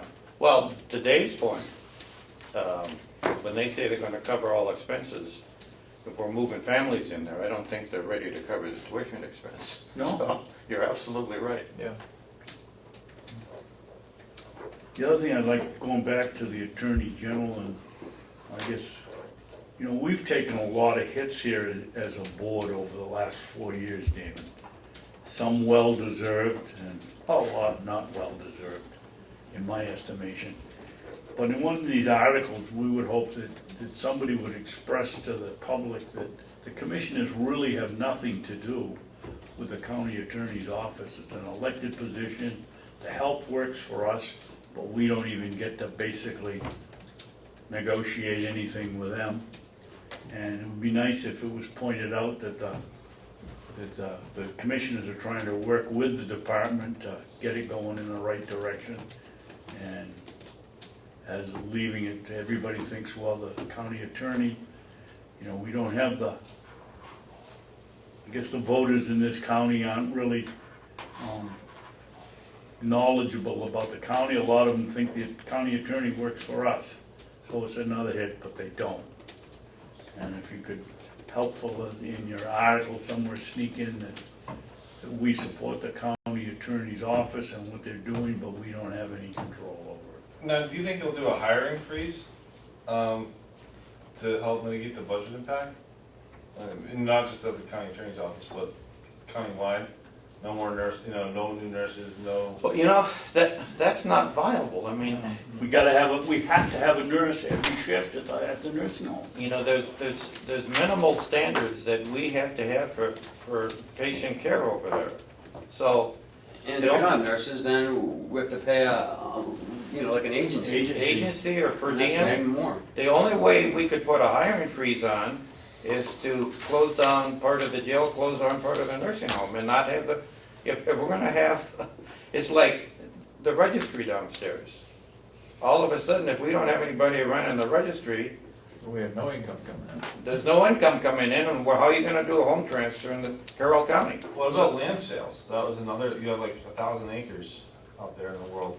You could, Of timber, 800. of timber in current use, with a penalty if you wanna use it.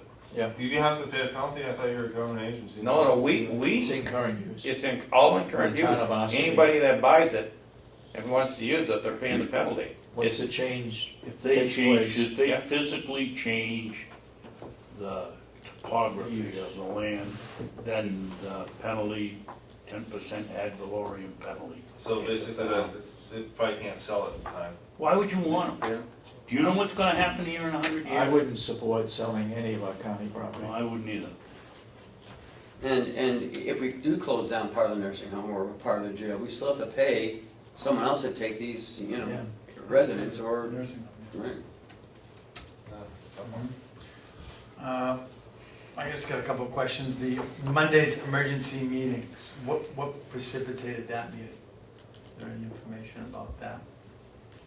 I wasn't there, I left That one was of the an, others. that was a non-public meeting and the minutes are still sealed, so I don't think we can discuss that.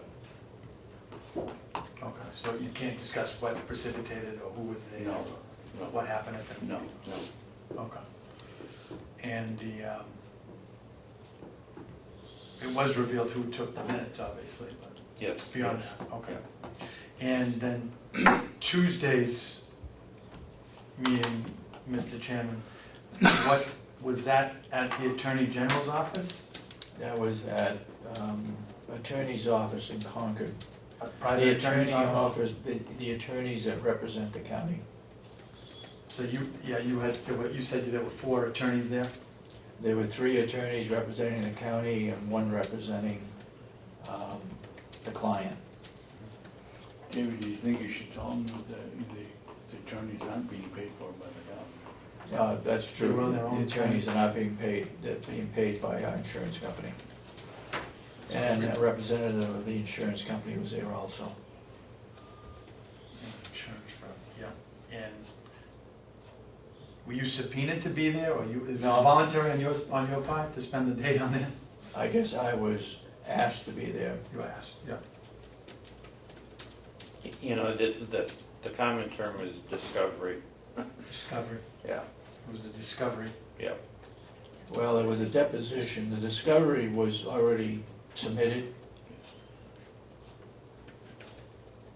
I've learned a lot about the legal system. I learned a lot Here. yesterday, Yeah. that everything was off the table.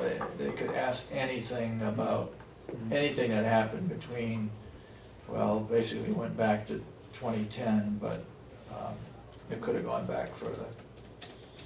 Will this impact, do you foresee this impacting the county financially?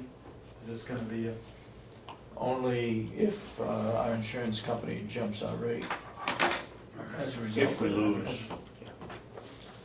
And that's yet to be decided whether it's gonna be going to court or being settled out of court. and I'm gonna just assume this, so there's no new information from the delegation on the county treasurer, there's nothing been said about that?